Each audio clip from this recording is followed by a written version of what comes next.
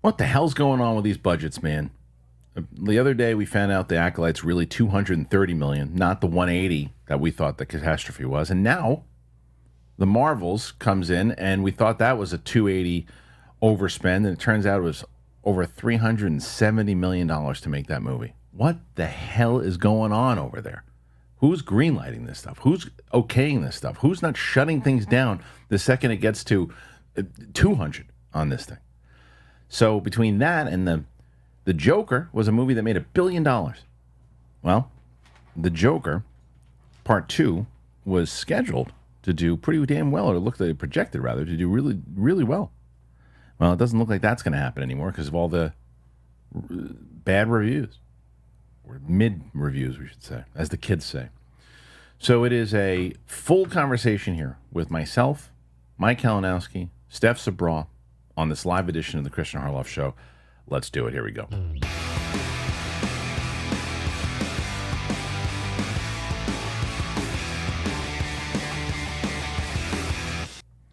Welcome back, ladies and gentlemen.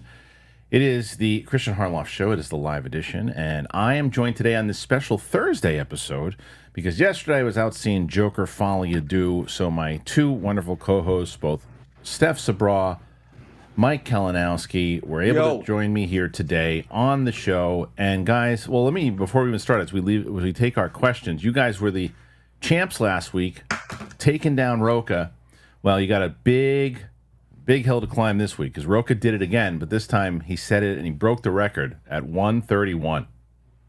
What? Yeah, what? Yeah, he did. What did we have like last week? Like 87? 83 or something, which is a big number. 131. That's solid. I don't know if you can beat him this time, but I think he's on the Outlaw Nation hyping it up. I don't think. Yeah. He goes, "Hey, go on the other show, guys. I don't know. I need it." I don't know, but he's got four. You guys got four so far to start here today. But we have a lot to talk about because there's a lot of stories that were happening yesterday that I wanted to discuss on the show, but I was out seeing Joker Folie à Deux, so I couldn't do it. So instead, we're going to cover some of this stuff today. And one of these stories, guys, is this budget disaster that's happening in Hollywood overall. And the numbers, did you guys see the thing about the Acolyte the other day that came out about how it is actually... Went up to 230? 230 is what they actually... We the three of us were saying, how in the world could this show cost 180? Well, how in the world does it cost another 50? 130. Yeah, what's happening? What's happening? I feel like I'm not working inside enough to know how this could happen, but what do you think is actually happening? It's just a misuse or it's an overuse? It's not.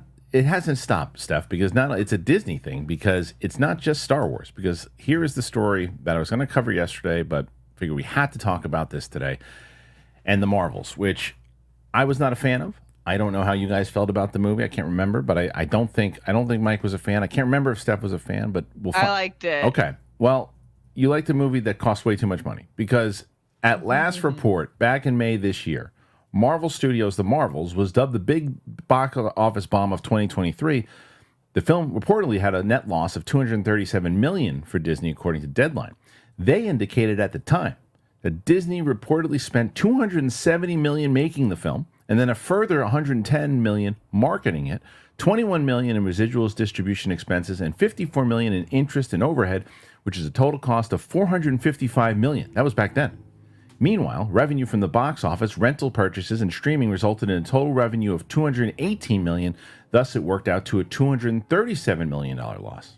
Now, though, the number may have to be adjusted as the just-released film tax credit information filings out of the UK via World of Real and Reddit indicate that the film cost more. In fact, they state that the project's cost came in at a total of $378.5 million at the end of September, a number that drops to $325 after film tax credits are paid out. That's notably higher than a $270 reported prior to production budget feature from May's report, and pegs at the net loss to Disney closer tens of millions higher. If accurately calculated, that would push the Marvels past the inflated adjusted numbers for both the Lone Ranger and John Carter to become the costliest film flop of all time. Wow. Yes, that is an accurate face. Keep it, Mike. Keep it. Keep it, Steph. Because that is atrosh. Atrocious. Garbage. But Jesus, like it's got to be a money laundering scheme. that's what people are saying. That's what people are saying. They're laundering money. That's what it is. I'm sorry. But how do you? But even if it's a money laundering scheme, how do you? You know, if you got to figure that somebody's going to report it, and then it's going to get, it's going to get outed. But I mean, that's what you think. For real. He's got a Walter White bald cap on. Yeah. But Steph, I mean, look, this is the thing. Jesus. This has nothing to do. It's the same way this had nothing to do with the Acolyte. We've talked until we're blue in the face about what we thought about the actual product of the Acolyte, and this is the same thing we talked about. We're blue in the face about what we think about the Marvels. Whether Mike and I aren't fans or whether you are, irrelevant at this point. Right. How in the world does a movie get greenlit, and then when they keep looking at it and going, oh, we need another 10, we need another 15, it's 370 just to make the freaking thing? That's people should be fired, right? Yeah, because I know a lot of people working on these projects and they're basically making minimum wage. Right. So there's like this isn't adding up. It's not adding up correctly. Yeah, it feels like a very serious misuse. Like just in this, and it's so different. But like when you think about like politics and giving our money to people, you want to like know where the money's going, or else it doesn't really. Someone has to be on the ground being like, okay, where is the money going? What are we doing here? 100%. It's yeah. Go ahead. Well, because also the problem is it's not working, and it hasn't been working for a long time. So even though I like the Marvels, it doesn't mean that I think that the money that they spent is insane. So it feels like there needs to be a better solution here as to like how they, because it feels like a big action movie still shouldn't cost that much. Not that much. So much, Look, when Endgame cost the 300 or whatever it did at that point, you go, okay, well, look, it earned it. Infinity War and Endgame, you earned it because you're going to make that back, and it's at least, and the cast alone, right? It's at least worth the risk. It's worth the risk. This is in the same way that the Acolyte and the same way that Indiana Jones was irresponsible. Like, it's irresponsible and bad business. In the way, like, you guys are both not wrestling fans. But I was thinking of, the other day, I was thinking of Paul Heyman, who's one of the greatest wrestling minds of all time.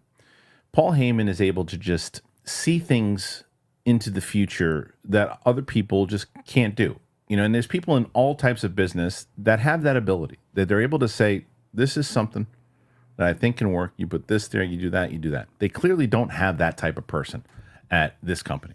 Because in the same way that you look, you go, in what world do you spend $180 million on the Marvels? I mean, I understand that you could probably make the argument, well, the first one made $1 billion. So I understand the argument, right? But, dude, you have to guarantee, after the pandemic and everything else, it's very hard to hit that $1 billion. Right. And you've got to, on $370 million, you've got to hit $1 billion to break even. It is just stupid. This is I really stupidity. just out of straight curiosity, I want to see a rundown of a line sheet of what each charge is, because I don't understand how you get there. How? Like what how, Mike? What are your thoughts on all this? Because I know you got a lot of them.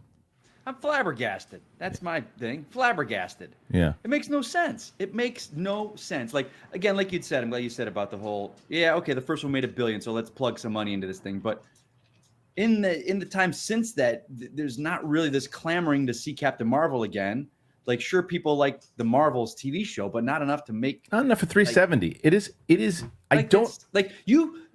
Secret Wars. All right, you're dining back, this and that. Yeah, you shell that out for that movie. Not 370, but not even 370. Oh, I know. But I'm just saying, like, and now thinking about this, can you imagine? I'm trying to picture now what the budget for this Cat movie is going to be, because they reshot the whole damn movie. Which Cat? Oh, the Cat. Well, there's a difference though with that. Okay, there's a difference, and I bet you that when we get the total number for Cap, I bet you the total number is something in the 400s. I bet you. Because they shot two movies. But I think that there's a difference there, and I'll tell you what the difference is. If you're looking at a movie and you have the money in your bank account to say, look, guys, we just spent almost $180, $200 million on this movie. It's not good. we are going to lose money again in the way we lost money on the Marvels, in the way that we lost this. Do we just do a brand new movie, rewrite the whole freaking thing, take the loss, and hope we make it up with the Thunderbolts, hope we make it up with Fantastic Four, hope we make it up with, all the other movies and stuff that we coming out? It's if you have that kind of money and you make the decision, I get it. They didn't do that with the Marvels. They just said, this is it. This is what we got. Let's do a singing planet. That'll make billions of dollars. But I also see, you see somebody in the comments too going, go broke. Got nothing to do with it.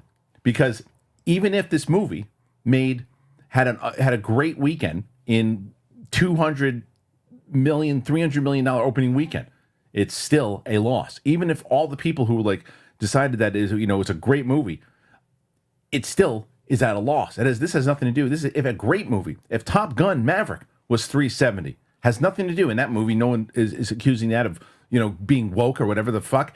That is a crime. No movie should cost 370. No movie. Like that stupid Fast and the Furious movie did, and it made $800 million and it lost money. It is a crime. Stop it. Yeah, it's so much. That's so much, and for it to not be, it's not for people. It's for things that they're not doing right in the movies, or they're doing too much of, or I just really want to see what they're actually charging, because I feel like on so many of these things it has to be like $100,000 on lift rides from set to set. Yeah, like, but it's probably you're not wrong. But you're not wrong. Like the flights that are coming in, the first class stuff, and this is first class flights. Yes, this is where agents play a big part of blowing up the budgets for these things. Because they go, well, so-and-so got it. My client should have this. And then that spikes up. I've dealt with it at Schmoedown. Of going like, well, hey, if so-and-so has this, I want to be able to have this too at my hotel and this. And I'm like, oh my God. And next thing I know, I'm like, and you wonder why we don't have a show anymore. And it's like, that's the stuff that happens. That stuff happens all of the time. And that was in a small little production. This thing, it's like, oh yeah, they have it. Because the conversation was, it's Disney, it's Marvel. They have it. They can afford it. And then they probably say, well, we can afford it. And it's like, look at the budgets, because they probably think in the same way that I just described Captain America, where they're like, well, we can always make it up on the next one. They're not in the glory years right now. They don't have that luxury. And it was I can't believe that they did it in the gravy years. No. And jump back to The Acolyte, because The Acolyte is a TV show, and that cost only 140 less than that movie, which was a theatrical release that was trying to make money. This is a show that was on television. Where that money went, who knows? Leslie Helen's going to be on vacations for the rest of her life. Oh my gosh. It's like, what? It's interesting too, because with the Marvels, I don't remember hearing like costly reshoots or problems during that run. Yeah, I didn't. I don't remember that either. No, and even if there were reshoots, I mean, how much were the reshoots? Well, $150 million for reshoots? That's another movie. I don't know, man. That's another movie. It's insane. It's insane. I don't know what they were doing. And this kind of plays into our next story, because they're not the only ones. Every movie, when they do well, will get a boost in budget, right? And especially you make $1 billion, you're going to get a boost in budget, and that's fair. I don't know to justify 370. And if someone said it was shot during COVID, again, fine. Let's give you $40 million for COVID, which is a lot of money in general. That's still, where does the other 330 go? So that's COVID shooting, or even if it's 100 million, that's still $230 million, $270 million. Where does that money go? So there's no, is inflation that bad? No. Is inflation, I know it's bad, but is it that bad where I'm just misunderstanding how you could use this much money? Yeah, there's no. As you guys know, I'm working on money right now, mentally understanding money better and budgeting, and the big word that Harry always uses is compounding figures. So when you don't realize that you're spending on one thing, you're like, oh, it's only $1, but then you do a year of it and it's $365. What are they doing? I have to address this because I've seen this before. There's somebody in the comments that said, I don't understand why people care what a multi-billion-dollar corporation spends a movie. That has nothing to do with it. That has nothing to do with it. Because they said it has absolutely zero impact, in my opinion, in the film. Yes, it does. Because they have all this money that they're putting into things, And if it's not on, first of all, if you have if there's a movie that you spend all this money on, that's a great movie, and they spent look at Transformers 1, right, which is a really great movie, and this isn't necessarily a ballooned budget, but let's say that the budget was $70 or $80 million that they lost money on, right? And because you didn't see it, if you make it for $20 million, if you make this movie for 20, in the way that like Blumhouse makes these movies, Blumhouse makes movies for like $5 million. So if they only make $20 million, right, then there can be new movies, there can be more inside of that universe, and you as a viewer, if you like it, it impacts you because you get to see more of it. If there's a great movie that is made, a great movie, and it costs $300 million to make, and nobody saw it, and you're like, I love this movie, I want to see more of it. Well, nobody saw it because they needed so many different people to see this movie, and they overblown it, and then they start spending on other things and reshooting things and getting too much involvement. And when you have that much access to money, you start diluting the quality of the movie, believe it or not, because you have so many trinkets and toys and you get lazy and you do all these things. It impacts your viewer experience more than you know.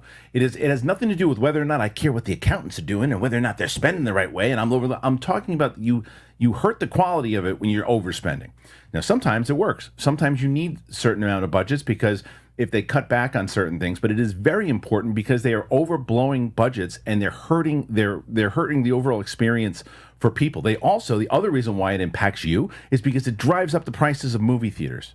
Because when they're spending that much money, how do you think they have with the theaters? The theaters are jacking up their prices now and jacking up the prices on the concessions and everything else, so you can cover their budget. So it impacts you very much so. It has nothing to do whether or not the audience is whether you're going, well, what do I care if $1 billion company? You should care because it is impacting you more than you know. Am I wrong about this? No, and I would say that I also care, as I mentioned before, is like we just had a writer's strike. The industry that doesn't make sense. If you were spending that much money and everybody was making a lot of money and having like great health care and coverage and weren't totally pressed on sets to get things done because of said budget, then, there'd be a little more leeway. But the whole thing feels like a not thoughtful practice that only benefits a few. And most of us, including the audience, it doesn't benefit. Right. I mean, and the same commenter said, well, it doesn't. There are a lot of smaller films that are finding success. Yeah, of course. That's the point. There are smaller films that are finding it and they're spending the right way. Because imagine those smaller films were like, oh, this is a great premise. You know what? Instead of making this movie for $10 million and making 30 and making a profit, I'm going to give you 60 now. I'm going to give you 60, and it makes that same 30. Now it's a loss, and now you don't get anything else, and they probably overspent it because they had the money. I think when creators are challenged to make budgets work and they're not comfortable, that's when they're the best. I think, Harlow, it's a testament to, I mean, I haven't seen it and I don't know, but Joker 2, like, yeah, we're going to talk about that. That had a smaller budget, man. And they were creatively, they didn't know what they were doing. And you're saying Joker 1 had a smaller budget. Yeah, I'm saying, yes. And it was creative unknown territory. We're taking a character, we're not going to have Batman, this, and this, and it went to do what it did. But then they were like, here's the trucks, triple your budget, go. And then apparently everything everyone's saying, it's nowhere near as good as the first. Well, I'm glad you brought up the Joker, because the Joker is another one where it's not just Disney that's doing this. It's like once you find success, you do, as Mike was just saying, you take this money and you go, well, we made. I think that first Joker made $1 billion. I'm pretty sure it did, or close to it at least. And you say, wait a minute. This is going to be a success. So let's do a sequel and let's overspend on it. Because I saw Todd Phillips saying the same thing. What do people care how much money we're spending on it? Because it impacts us. It impacts us on what you're overspending on. That's what people don't understand. That, again, to me, no offense to that person, it's just the silliest argument. It's just the silliest argument. It impacts Here's the thing, like you said, people probably that love the Marvels, guess what? You ain't getting Marvels 3. Right. You're never seeing those characters again in a movie together. No, because how do you justify that when you spend that much money? Like if that movie, they would have made a smaller budgeted movie, and you really enjoyed that movie in the same way that look at the people who love The Acolyte. If The Acolyte cost, and another example inside of all this is Agatha. Okay, so Agatha is not. I thought Agatha last week, from when I saw when they released the numbers, I thought Agatha was doing really well, but it's not, because if you look at the globally, it's not doing that great globally. However, the difference is, it's supposedly, I don't have a final number on it, but it's one of the lowest budgets for a Marvel show so far.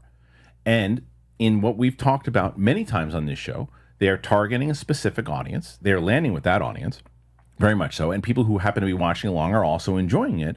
But some people are finding it boring and not being a part of it, or just didn't think it was for them and not watching it. But it's enough for them to say, well, look, we hit the audience we wanted to hit. Acolyte was going after an audience and didn't hit anybody. They hit some people. But for the most part, it didn't hit who they needed to hit. This show is targeting a certain audience, hitting that audience, and bringing other people on, and it didn't cost that much. Now, the Joker is going to be a very interesting, Joker Part 2, going to be very interesting, because listen to this story overall.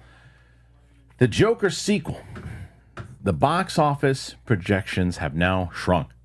Just before its premiere at the Venice Film Festival in late August, projections for the domestic opening weekend box office of Joker Folie à Deux were on track for a potential $100 million debut. Some estimates were going as high as $120 to $140 for the Todd Phillips directed film, and it seems certain it would outpace the original film's $96 million debut. Then the $200 million budgeted film was screened. Mixed reviews emerged from the fest, even as critically aggregate scores are only slightly worse than the original. Sentiment toward the film seemed to change, though, and by mid-September, the debut weekend estimates were revised drastically, downward to somewhere of $70 million. Now, Deadline is reporting that just days before the film released in cinema, it is now tracking for a $55 million debut, around half that of those early projections and $40 million or so less than its predecessor. That would be a disappointing start for the film domestically, even as internationally it's starting to look good, and the worldwide launch for the film is tipped to be as high as $140.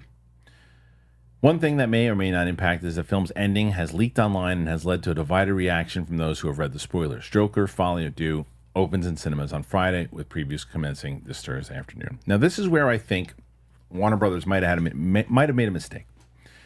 What they've been doing recently, Warner Brothers, I had this conversation last night when I was waiting online with the film. I was talking to two other critics. And what Warner Brothers has been doing, it worked for Beetlejuice, and I don't think it's going to work for Joker Folie à Deux.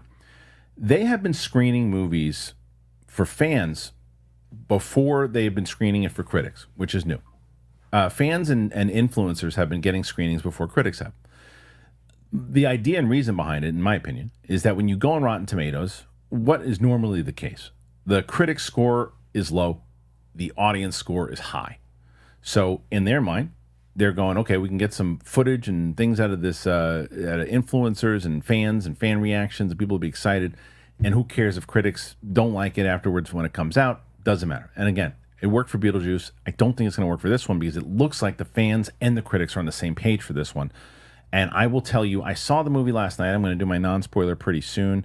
I was digging the first two acts, and I'm saying, okay, look, they can really turn this thing around, and I might be in the minority here because I might wind up liking this thing. I think the singing became a little excessive. I understood what they were trying to do with it. I understood. Sometimes I was like, oh, this works. It's going on inside of his head, and there's certain things that they play in the trailer that you see, and there's some of that, okay, let's move, let's just focus on what's going on. And then by the third act, it just lost me, and I hated the ending. I had more time to marinate on it. I hated the ending.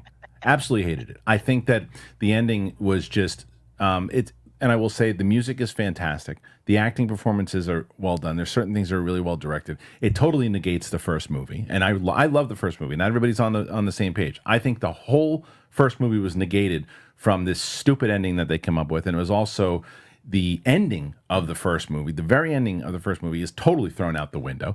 So I think it was just Todd Phillips going, I don't ever want to do another one of these. Let's just do this. Let's do it this way. Who cares? Let's get some studio notes. The first one, they're going to give me $200 million. Okay, I'll do whatever the hell I want to do. And here we go. And there's some artistic choices that are made that are creative, but I just think it's a mess. I don't think it knows what it wants to be. And I think audiences are not going to like it, especially if you like the first movie. But I don't know, Mike, did you like the first movie, and do you think... I love the first movie. Okay. I loved it, but it's also like, it's not like a feel-good movie. I think I've seen it twice. Like once in theaters, and then I saw it twice in theaters. I never watched it at home because it's such a... You don't feel good leaving that movie, but it's so good. Like, yeah, this is so different. I'm excited. I'm going to see it tonight, so we'll see. I mean, I would say lower your expectations, because I love the first one, and I think that I'm telling you, I feel, and I could be wrong, but after you see it, I feel like you're going to be the same as me. You're going to be watching it throughout the first couple of, what was he talking about? I'm on board with this. I can see where they're going with this.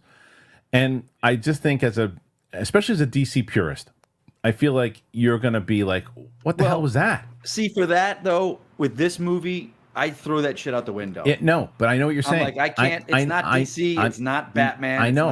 It's an Elseworlds thing. I get it. But still, they did a kind of origin Joker story that was very different in that first movie, but yet you still felt the maniacal Joker, albeit however he got there. He got there. I'm telling you, when you see the second movie, you're gonna be like, well, what is that? What's that choice? Oh, and I'm gonna do a spoiler review because I don't want to give that away. Okay. But like, it's like, well, wait a minute. But wait, you said that in the first movie, but you're doing that, and then the farts. That'll be interesting. All right, we'll see. Are you going to see this stuff?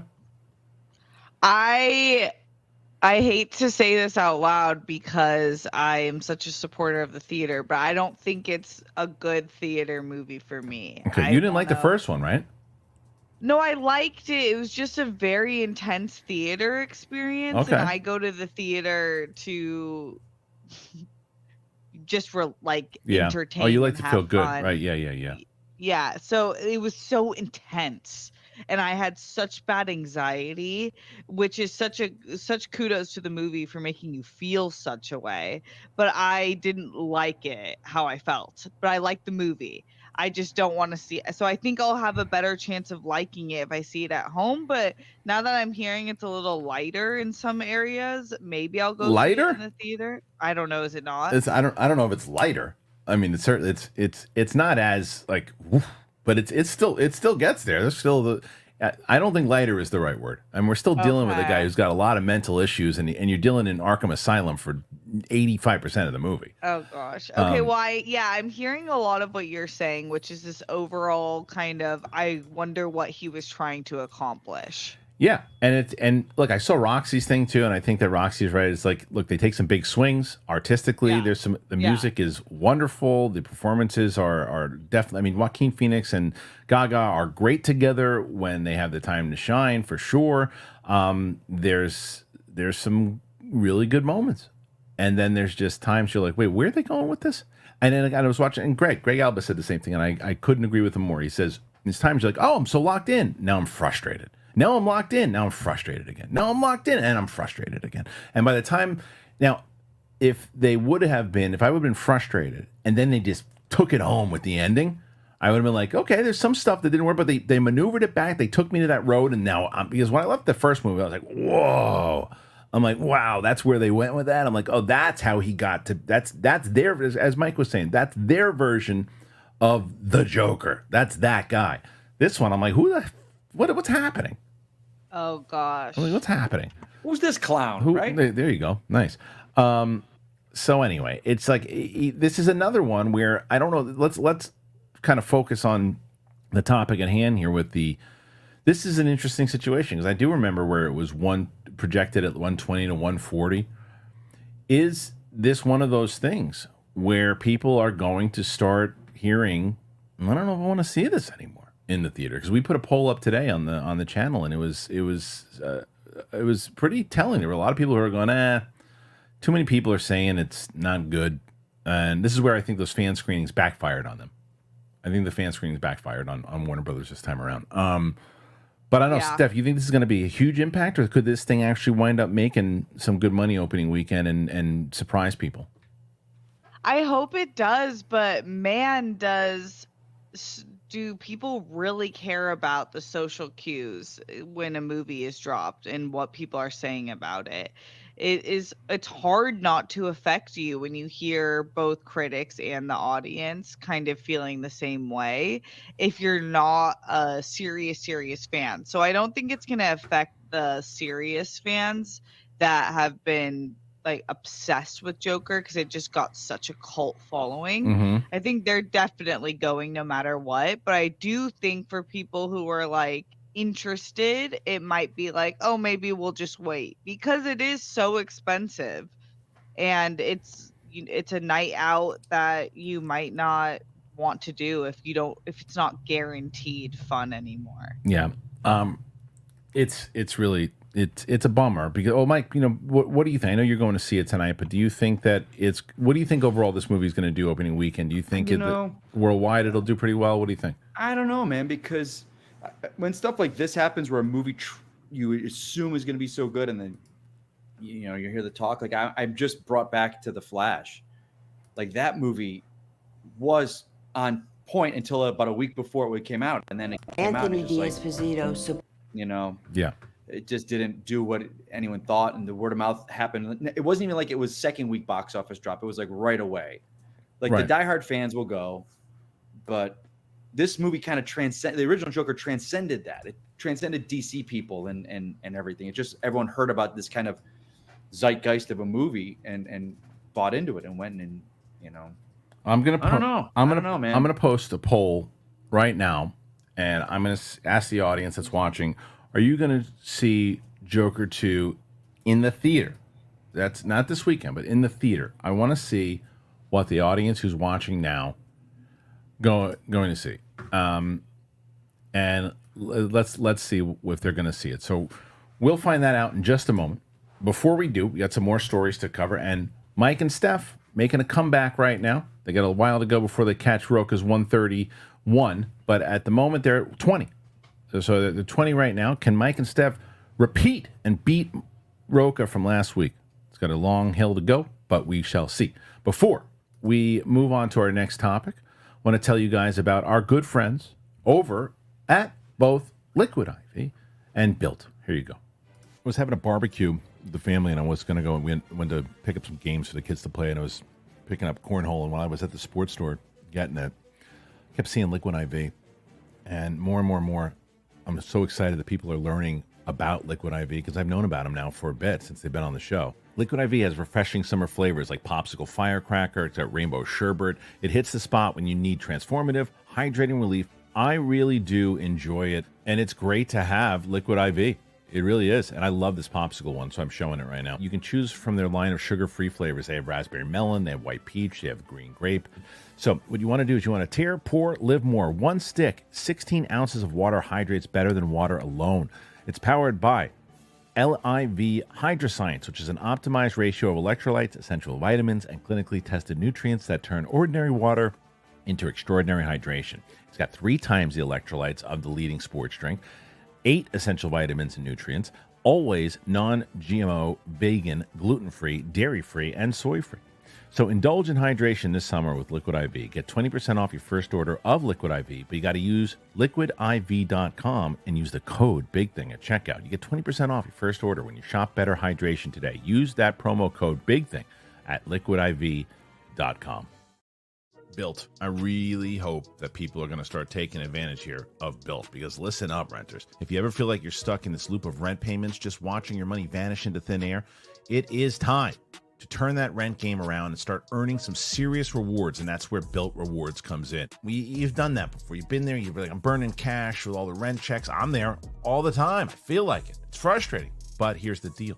Built Rewards has figured out a way to make rent more rewarding. You say goodbye to the money bonfire and hello to a renter's revolution with Built. Built is breaking ground as a neighborhood rewards program that hooks you up with points on your rent. Every month, you pay your rent and you watch the Built points roll in. You can use your points to book fitness studio classes, redeem them towards a future rent payment. They're designed to meet your lifestyle.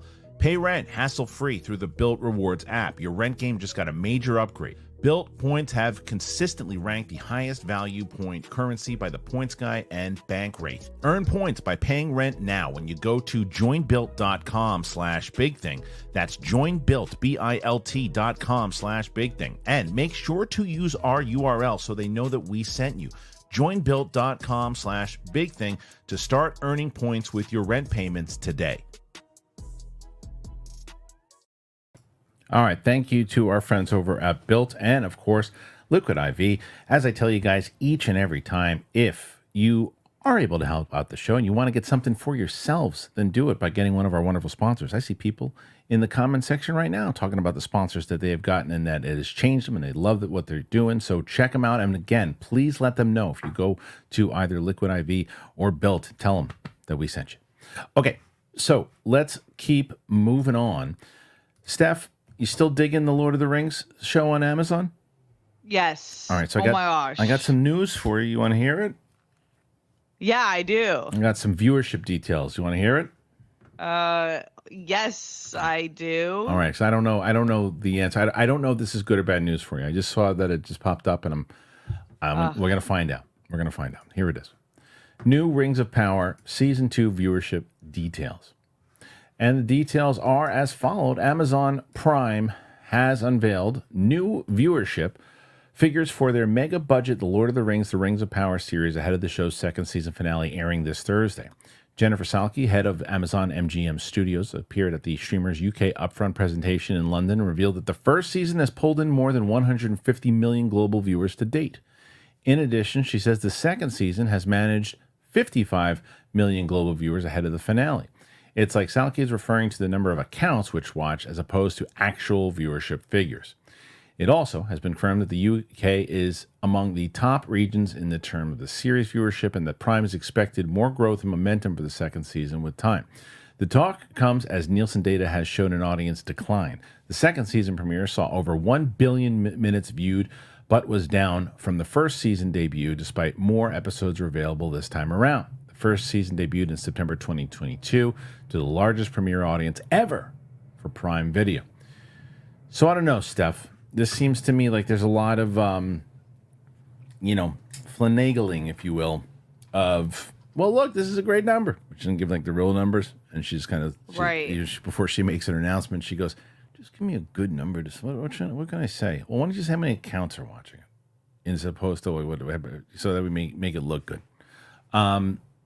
Because everything that I've heard so far about the second season, everything, from people who didn't like the first season that kept watching into season 2, have liked season 2. The problem is people like myself and other people who were turned off by season 1. There were too many of us that just said, nope, I'm good. But yeah, you're frustrated by this because you like the show a lot, right? Yeah, I don't get it. I really don't get it. Usually I can understand if you tell me what you think, but people are telling me what they think, and I'm seeing critics that I actually usually agree with or respect their opinion, and I hear them, but I'm not listening. Okay. Are they saying it's not good? Steph, that's the best. That's just you. I hear what you're saying, but I'm not listening. I'm just not listening. So yeah, a lot of the critics are saying I don't like that it feels like it's two people talking in each scene. Oh, okay. And I'm just like, is that not 95% of television and movies? That's true. Is two people are talking or doing something together when you really break it down. So I just think it's like when you don't like something, I do it too. It's just human nature. You nitpick it and then you don't like, it's like when you start to get annoyed of someone and then you're like, holy shit, even the way you breathe is unacceptable. Right. I think that's what this show has done to people. It's like they came out the gate, everyone watched it at the highest viewed first episode. Then they didn't like it, then they didn't like it. So now it's like they got the chance to like it and they didn't. So now they're coming at it with a vengeance. And I get it. Once you don't like something, it's hard to come back from the ick. But yeah, it sucks because last episode, the penultimate was so great. It was awesome. It's a bummer. It's a bummer to hear it because I was very excited. Like a lot of people, I was very excited for this series, and it just lost me. I was just not as, because I love those movies, man, and I was just so locked into it, and I just felt like, it wasn't great. And I've heard, and you and I are usually on the same page when it comes to, because you didn't think this first season was great. You thought it was fine, right? Or did you really like the first season? I liked the first season, but I understood some of why people were like, it's just not holding my interest. But you think season 2 is just way better? Way better. Okay. I think it's way better. I mean, I don't know if I'm gonna go back and watch it. I'd like to tell myself that I would try it, but then again, after these kind of numbers, it's like goes back to what we were just talking about with the amount of money that this thing costs, and the fact that they can't hold their viewership, get the viewership back, and they lost so many people. can they keep it on the air, and do I want to get invested? You know what I mean? I know the money is crazy, but it really, at least to me, you guys know I don't have the greatest eye on something. I'm not as critical on when people are using effects as some people, but the show looks insane. And last episode was like an hour-long battle, and Okay. it's not like Game of Thrones dark. You can really see it. It looks so cool. And so I feel like, it's still hard to understand how you spend that much, but it does, at least it looks good. Mike, do you have any? Did you? You didn't watch first season either, did you? No, I didn't. Didn't care. Yeah, man. I don't know if it's just a matter of there's so much stuff out there that I'm still behind on. Like, I love the movies, the original trilogy, and then I'm actually in the minority where I really like the Hobbit films. I think the effects are way overblown, but I really enjoyed the story of the first one, of the Hobbit films, all three of those. So I would think that would be my thing, but I'm just like, I don't know, man. I'm just with TV.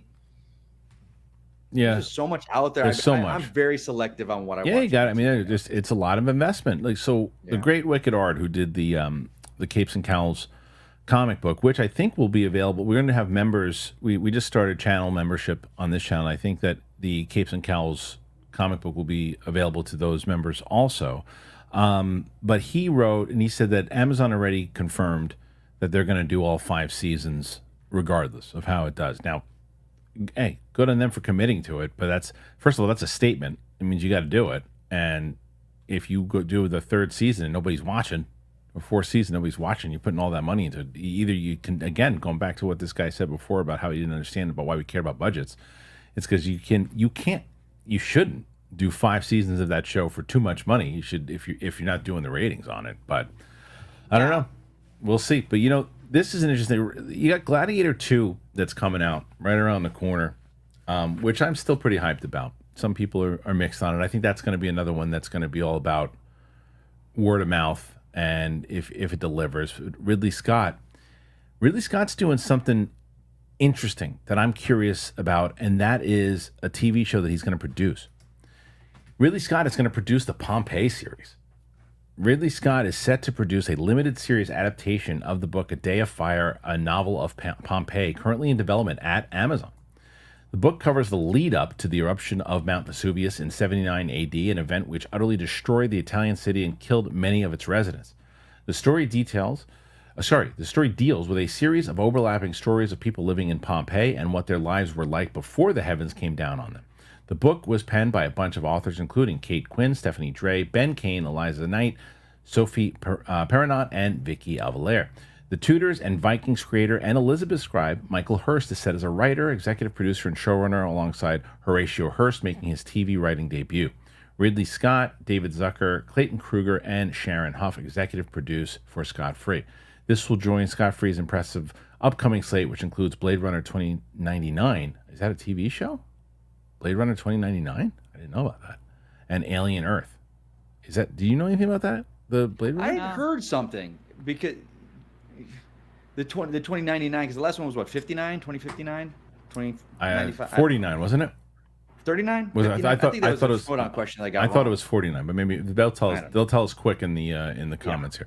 But Pompeii, so it's a historical thing that I've always been fascinated by. A lot of people have been fascinated by, in the same way I think people are fascinated with Titanic and other things. This is going to be, to me, this could be a Shogun level type of thing if they do it right, which is obviously going to end in tragedy because you're going to be attached to all these people and they're not going to make it out. It was 2049. I was right. Thank you very little. So I think this is a good team.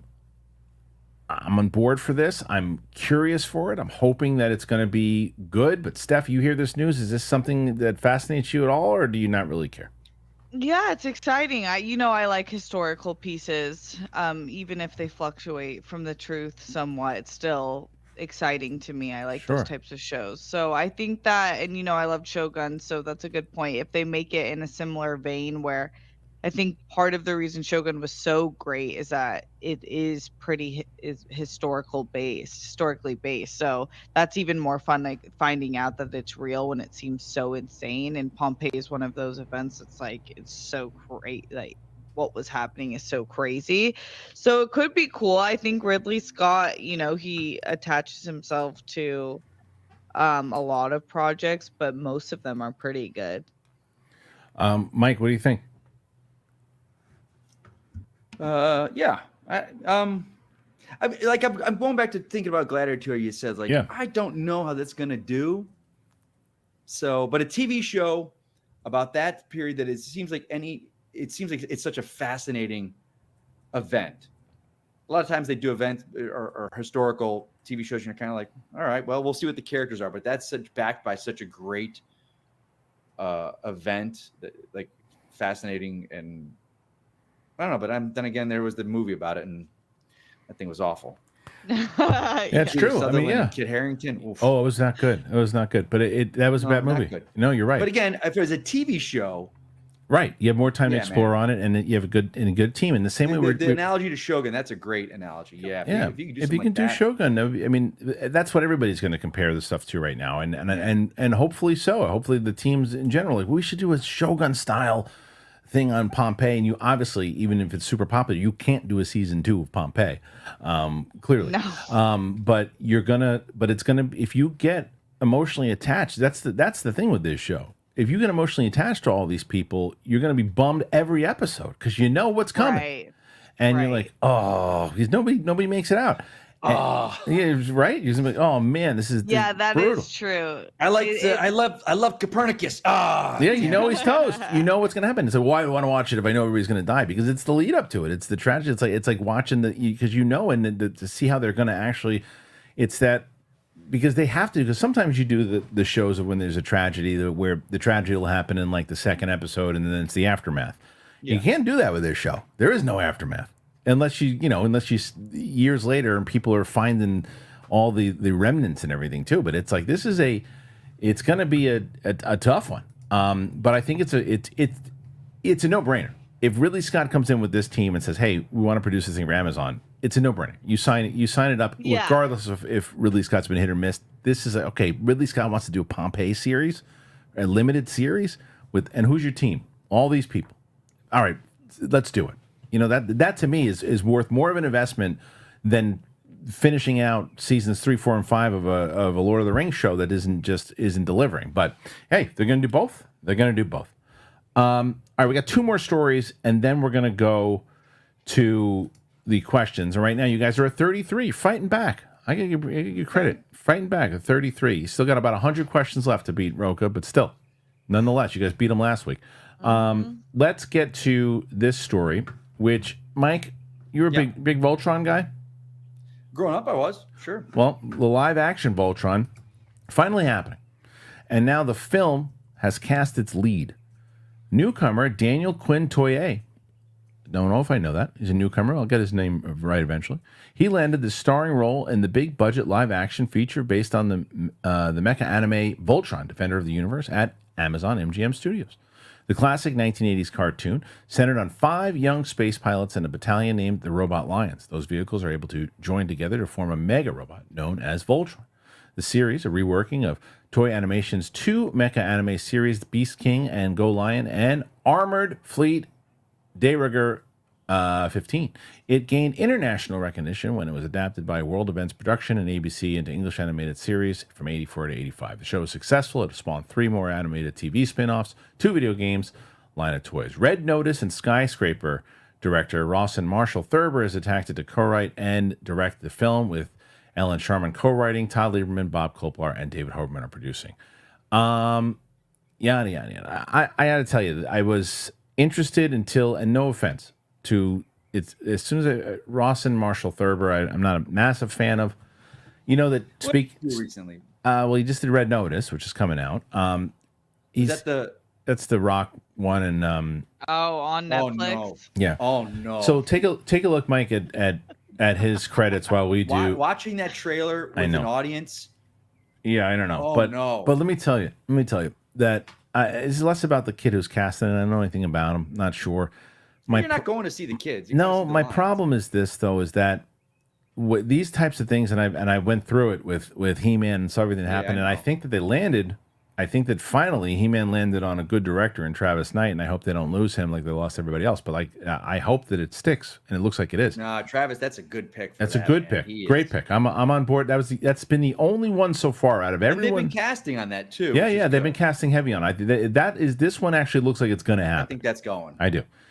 Voltron. We're speaking of Shogun, Justin Marks. Thank you. Have you ever read it? Did you read his script? His Voltron one? No, I'm sure it was great. Oh, I'm sure awesome. it was great. I'm sure it's great. But for some reason or like another, a Mad Max. I got to try to get him on the show, man. I got to try to get him on.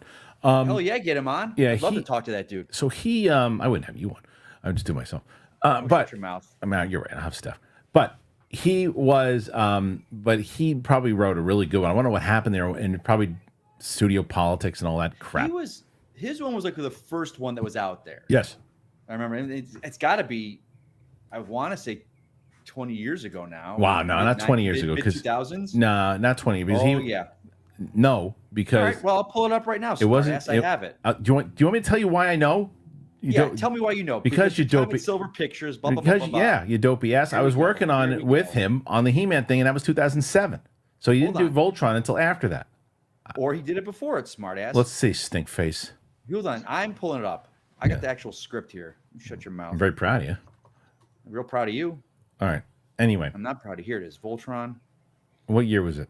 I downloaded it in 2010, so it's got to be before that. Well, now I'm pulling it up. Get my PDF reader here. It's like an old man trying to find his pajamas in the morning. PDF reader? That's what it's called, Steph, when it opens up the document, the PDF. Steph, what a loser. Am I right?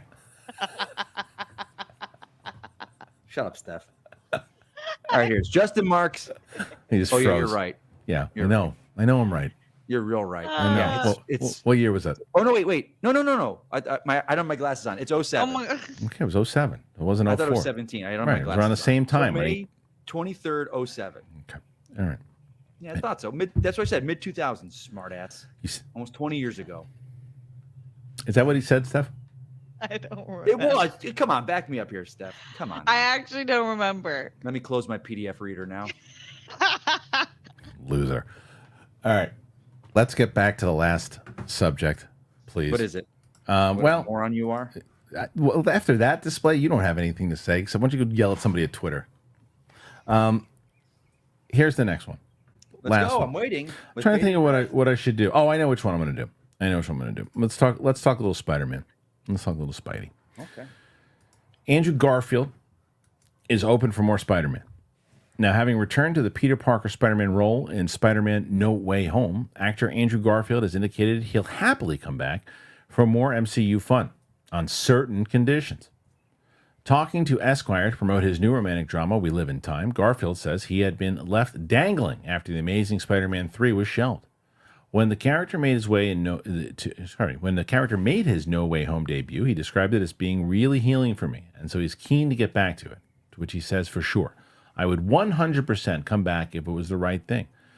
If it's additive to the culture, if there's a great concept or something that hasn't been done before that's unique and odd and exciting, and that you can sink your teeth into, I love the character and it brings joy. It's part of if part of what I bring joy is, then I'm joyful in return. Though plenty of rumors have swirled that he'll be back, including one today from MTTSH saying he'll be back in the role for at least 2 more projects. There's been no official indication either way from Sony or Marvel if he or Toby will once again be joining Tom Holland in the new film. Garfield also revealed to The Hollywood Reporter this week that he would like to make a film or show something that is the feeling of the stuff that I was brought up on, like 90s, early 2000s, and adds that a swashbuckling Amblin-style adventure film and an Adrian Lynn-style erotic thriller is the kind of projects he's been drawn to now. Okay, so I just did it. Go ahead, Brainiac. Do that again.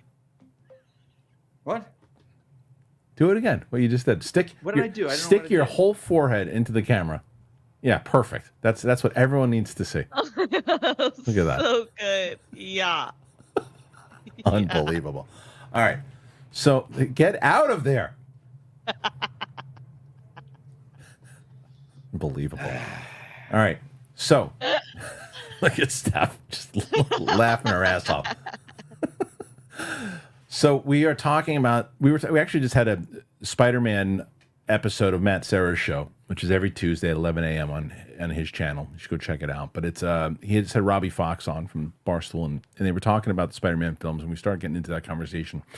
I don't know what the deal is with Sony and Marvel as far as their deal of what Sony's allowed to do with Spider-Man. I know that obviously they can make Spider-Man villain movies, they can do all that, but what they're allowed to do is single Spider-Man movies. Because I would only assume that they probably have to make something with Marvel in order to have Spider-Man movies.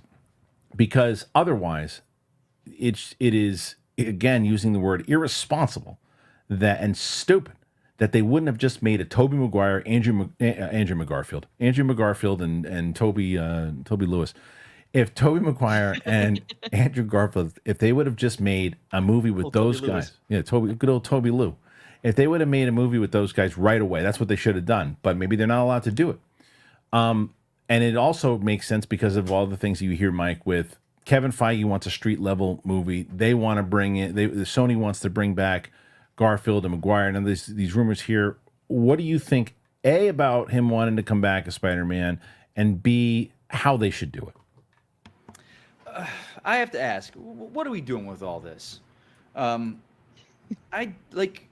To me, now I'm hearing all these things, but he wants to come back. And again, I know people, there's kind of that soft spot for his two films, and the No Way Home wanted people now to, see Maguire again. But I thought that the point of these were a closure to those guys' films, and that Holland's a Spider-Man. I'm seeing it now with Wolverine. Like, now the reports are that Jackman's going to be the Wolverine in the MCU. Like, what was the point of this? We got rid of them to go into to Disney to start over and give us the definitive version of these characters. Now everyone wants the same characters with a fresh coat of paint on them. Like, I thought their time was done. Like, I think it's over after Secret Wars. I think that they're probably just trying to milk it dry. I thought it was over with Deadpool too. I know, but I think they're trying to milk it dry. I think we reset. Yeah. This is the MCU going forward. And I left that movie going, I have no idea what's going on with the X-Men in the MCU. I have no idea what's going on. He's not part of the MCU now. He's off back in his old world. What's going on here? Like if Maguire and Garfield want to do movies and it's their own universe and it's not going to cross into the MCU, it's not a multiverse. They forgot Peter Parker. They don't know who he is. They're in their own separate world. Right, that's what they should do. Spider-Man 4 and Amazing Spider-Man 3. Go for it. I think that they should do it together. I'll be there for them. But don't be doing it MCU bullshit. Nah, that's what they're going to do though, and I agree with you. It's fucking bullshit. I agree with you. I think I'm 100% with you. I think that Tom Holland should be doing a street level Daredevil Punisher movie. Sure. And then you do, and then if you wanted to do a multiverse thing where, let's say Andrew Garfield never made it back to his universe, but he wound up in Toby's.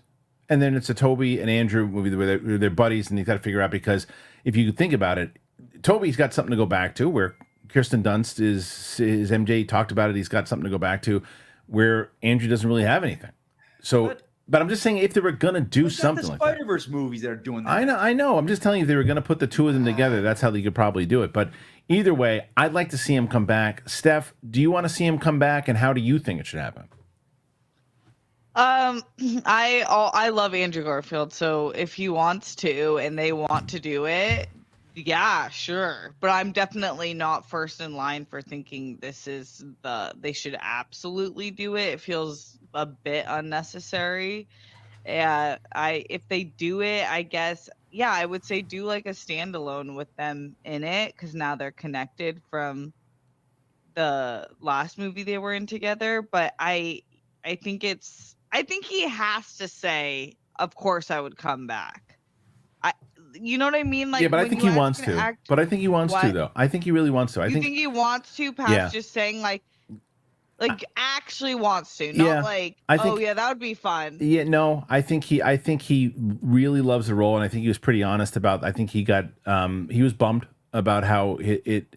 Remember, in the Tobey Maguire movies were beloved by most, and the third one people were disappointed with, but the fourth movie was like a day away from starting shooting, and then it all fell apart. They couldn't agree on anything. Everybody walked away. It fell apart. So Sony, in their contract, had to make another Spider-Man movie by 2012, or they would have lost the rights back to Marvel. So they go out, they rush it, and they go and they get Andrew Garfield, who's a great Spider-Man. People like him, but everyone's like, it's too soon. We just saw an origin thing, and we still want Toby. And nobody went and really. I mean, the first movie did fine. Second movie was not liked, but everyone agreed they liked him. But it was just like, okay, but afterwards they were like, well, we don't want to do this anymore. No more Spider-Man for you, and they took it away from him. And he loved playing the role. He loved it. So when he had a chance to come back, he was, I think, you can argue, probably the one who had one of the biggest arcs in the entire No Way Home. People were cheering when he had a chance to do that thing. Is save. He winds up saving Zendaya in that scene, and like you get choked up for it because you know what happened in that last movie. And he had a redeeming thing, and he really enjoyed it every time you hear him talking about it. So I do think he wants to play it, but I also think it's just a matter of, finding it right and making sure that he can have that same kind of love. Yeah. So that makes sense. We'll see. I want to get to that poll. Posted the poll, and all right. So 404, almost down 400 people are voting their asses off right now. 452 people voted so far. Are you going to see the Joker in the theater? I don't know if you guys have cheated or not, but do you want to guess the results? I'll say 70% are going to go. You say 70% are going to go. That's what Mike says. Yeah, okay. The question is, are you going to see Joker 2 in the theaters? Mike says 70% says they are going to see it. Steph, what say you? 80%. Say they're going to see it. Yeah. The answer is 75% say they are not. Say they are not going to see it. Oh, wow. No, I thought this channel fan base was definitely. That's telling.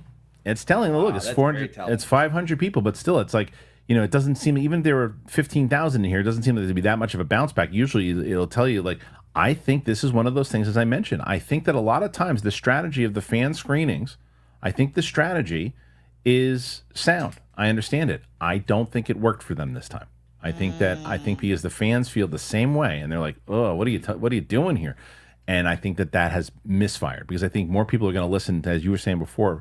I think that there's a movie you really want to see, and a bunch of critics are telling you, "That's not good. You're going to see it anyway." A bunch of people who want to see it just like you are saying, "You're not that good." You're going to go, "Oh, I don't know. Maybe I should just wait for this one, because movie tickets are expensive, man." I don't know. Each indeed. So everything that we are talking about here, guys, make sure you put your comments in there. Tell us what you're thinking. We had a lot to discuss thus far, and so much more now because you guys put in a bunch of comments. You put a bunch of questions in the way that we do it each and every live show. It wasn't live yesterday because I went to the Joker screening, but we're making it up here today. And this is Mike and Steph making a run at Roka's 131 questions. Currently, they're at 41. And we're going to start with question number 1. And the question, of course, comes in from Matthew Welchie, who says, is the TMNT Last Ronin movie still moving forward? I'm looking forward to it, but I don't think it will succeed. I feel the target demo is too small. And I think this goes back to the conversation we had before. And I say it again. I know people are sick of it. I'm sick of saying it. What's the budget like? Are they gonna do a Last Ronin movie where it's a smaller budget, where it doesn't have to really make a lot? They can make more of these movies, and more people like yourself, Matthew, will be satisfied. I don't know. This seems like maybe people will stop overspending, but Disney has proven that is not the case. Did either one of you guys know anything about this Last Ronin movie at all? I love the comic. Yeah, I think the comic's great. I think, like he had said very eloquently, the demographic target for that is so damn small. Because it's not even Turtles fans. It's a future story set. All the Turtles have died except one. Bless you, Steph. Thank you. Yeah. So it's a Turtles. You're a Turtles comic book fan. That's the audience for that. So, but again, is it live action? Is it animated? What's the budget? I don't know. Yeah, exactly. It's tough. Harlow, you got it, because we're hitting these films now. Yeah. Voltron, He-Man, Transformers 1. They're going after you and I. Right. Like yeah, of course. But that's not. Again, I love G.I. Joe. I want G.I. Joe movies. I want a G.I. Joe television show. We're not. The rest of the world doesn't care about these properties from the 80s anymore. But that's the magic trick. The magic trick is by getting an IP that no one cares about. You've got to try to find a way to make new audiences care about them. And look at something like Fall Guy. Right? Fall Guy is me and you are going to know that. I don't know how much Steph knew about the TV show at all. Shannon, when we saw it, she after then she's like, "Wait a minute, that was a TV show." Right. She had no clue. Right. But you got to be, and this goes back to what the commenter was talking about earlier, where I disagreed with, was The Fall Guy is a perfect example of a movie that costs way too much money, and it's a good movie. It's a good movie, but because of how much it costs, you're never going to see another one. And it was half the budget, we'd be getting another one. Yes, and it was considered a failure because it was, and it's a good movie. That's crazy. And it was a critical success. Yes, people enjoyed it, but it did. Loved it. And look at Furiosa. It's another example. Yeah, really good movie. Cost too much. You're never going to see another one. So when that person asked, like, why do you care? Because I wanted to see more Furiosa. I wanted to see more Mad Max. I wanted to see where he was going to go. But that's a show that should have movies and TV shows out. Yeah, 100%. The whole world should be built. But they right. overspent, and now you're never going to see another one. Because and so why do you care? That's why I care, because I'm never going to see that, and I like those movies. All right, so here's the next one, and this is Roman, great Roman Fedoruk. Hey all, almost did a spit take when I saw the episode title. I know, it was me and you both, and I was going to cover this yesterday, but I just didn't have a chance to do it. But I was going back and forth with Luke this morning. He's like, "What are you guys going to cover today?" And I was like, we thought about talking about the Joker, but I was like, we got to cover this Marvels thing because it's just it adds into this acolyte thing that we discussed on Monday, and it's just there's a lot coming out about it. Roman Fedoruk, what are some movies that have gotten better or worse for you over time? Best for me is Barbie. Wasn't crazy about it at first, but I like it much more. Worst is Dark Knight Rises. Not bad at all, just not as good. Interesting. Yeah, a movie that's gotten worse, I think, is an easy answer.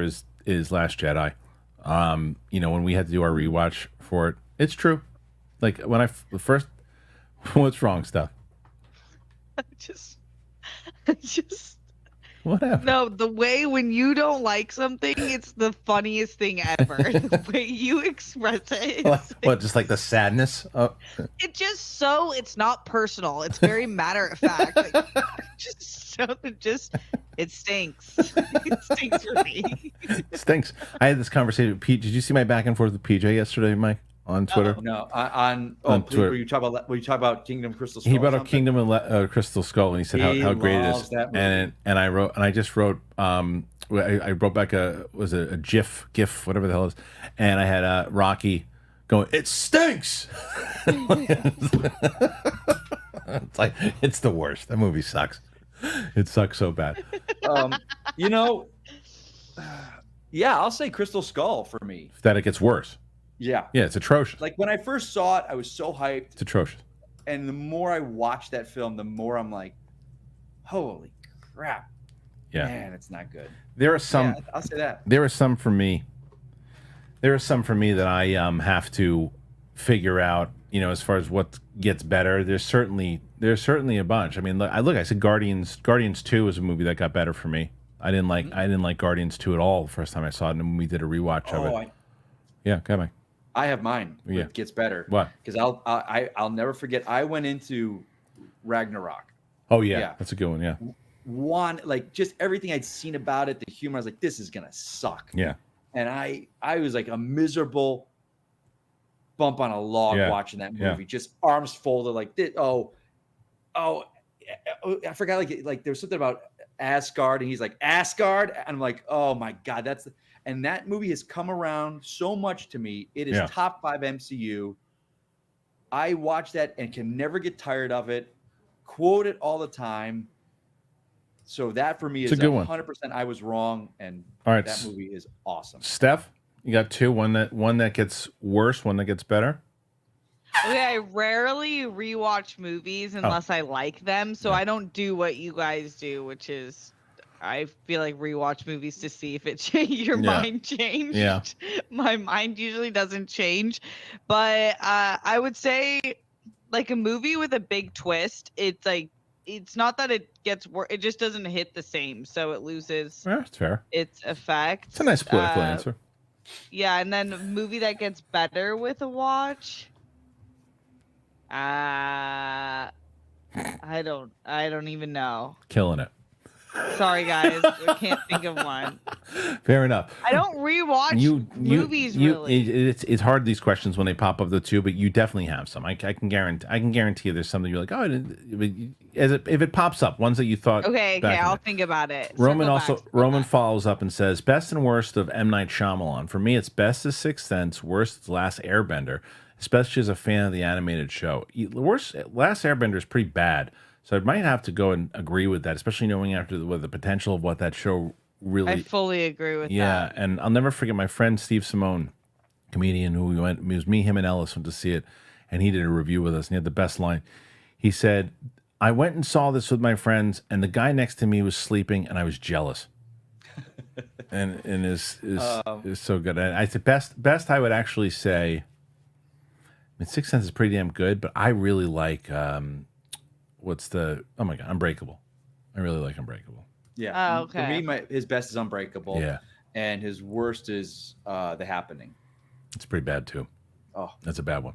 Holy shit. Yeah, that's a really bad one. But that one. Shit. But the difference between, in my opinion, the difference between Happening and Last Airbender. Oh, and the other one, After Earth. I haven't seen Last Airbender. I haven't seen After Earth is pretty bad too. The Will Smith one. I haven't seen that one. That's pretty bad too. But the difference between the Happening is hilarious. But The Happening, it's hilarious. From the trailer you got, you're like, holy, I know. This is going to be awesome. But it's Mark Wahlberg goes, what? But it's funny. But it's funny. No. Hot dogs? You know hot dogs? Holy shit. You know what hot dogs?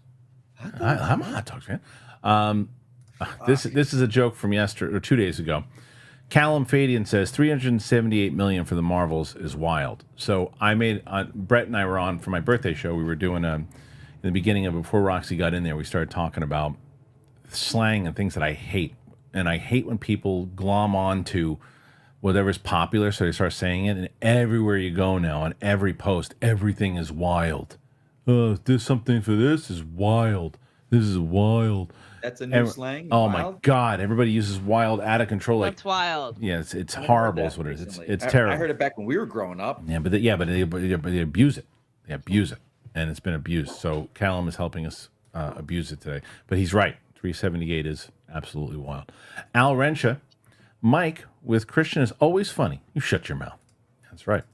You shut your mouth when I'm talking to you. You shut it. Wait, hold on. What did I didn't hear what you said. Shut your mouth. What did you say, Mike? I said. Oh, sorry, I didn't hear you. Perfect. What did you say? Wait, no, I'll unmute you now. Go ahead. No, sorry. What did you say? Wait, what did you say? Perfect. Loser. All right, so here's the next. This is Mad Sinister McCall. I'm sad hearing about Joker 2. Beth Snyder thinks that either Clayface is pretending to be Todd Phelps, or Todd is actually on Arkham Asylum patient. Yeah, I don't want to give too much detail of anything but what's going on, but there's a lot going on in that movie that just doesn't make sense. So I'm very curious to see what Mike, what time are you going to see it?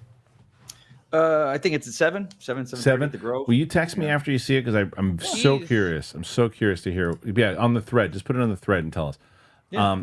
Patty Boy, have you seen The Wild Robot? It's awesome. Top of 24. It's really good. And I'm going to take my little one didn't want to see it because her answer stuff. I got a good Maisie story for you today. I have questions about her. So she says she just turned 7. So I said to her today, I was like, Maisie, you don't want to see Wild Robot? She goes, I saw the trailer and I don't want to see it. And I go, do you even know what it's about? She goes, yeah. I go, what? She goes, a wild robot. Idiot. Yeah. And I was like, oh, yeah, it's true. And I said, and I go, what else is it about? She goes, she makes friends with a bunch of animals. I said, yeah. And what else? Is a fox and a duck or a goose or whatever. And I go, yeah, but and she's like, and there's a fire. And I go, yeah, but it's pretty good. I go, you don't want to go to the movies? She's like, actually, yeah, I want to get popcorn. I'll go. So, what question did you have? How is she adjusting to the East Coast? I mean, she's already running 3 casinos. Oh my god! Yeah, I knew it. Yeah, she's doing good. She likes it. She's enjoying it. Derek Johnson, Derek the Great. I'll give a pass to the MCU just because it feels like they have a huge money bet every now and then, but not consistently. DCU, sorry. And Lucasfilm won't get that grace from me. Well, I'll give you the Lucasfilm one because they've had enough time to prove that they don't know what they're doing over there. This DC regime is brand new, Derek.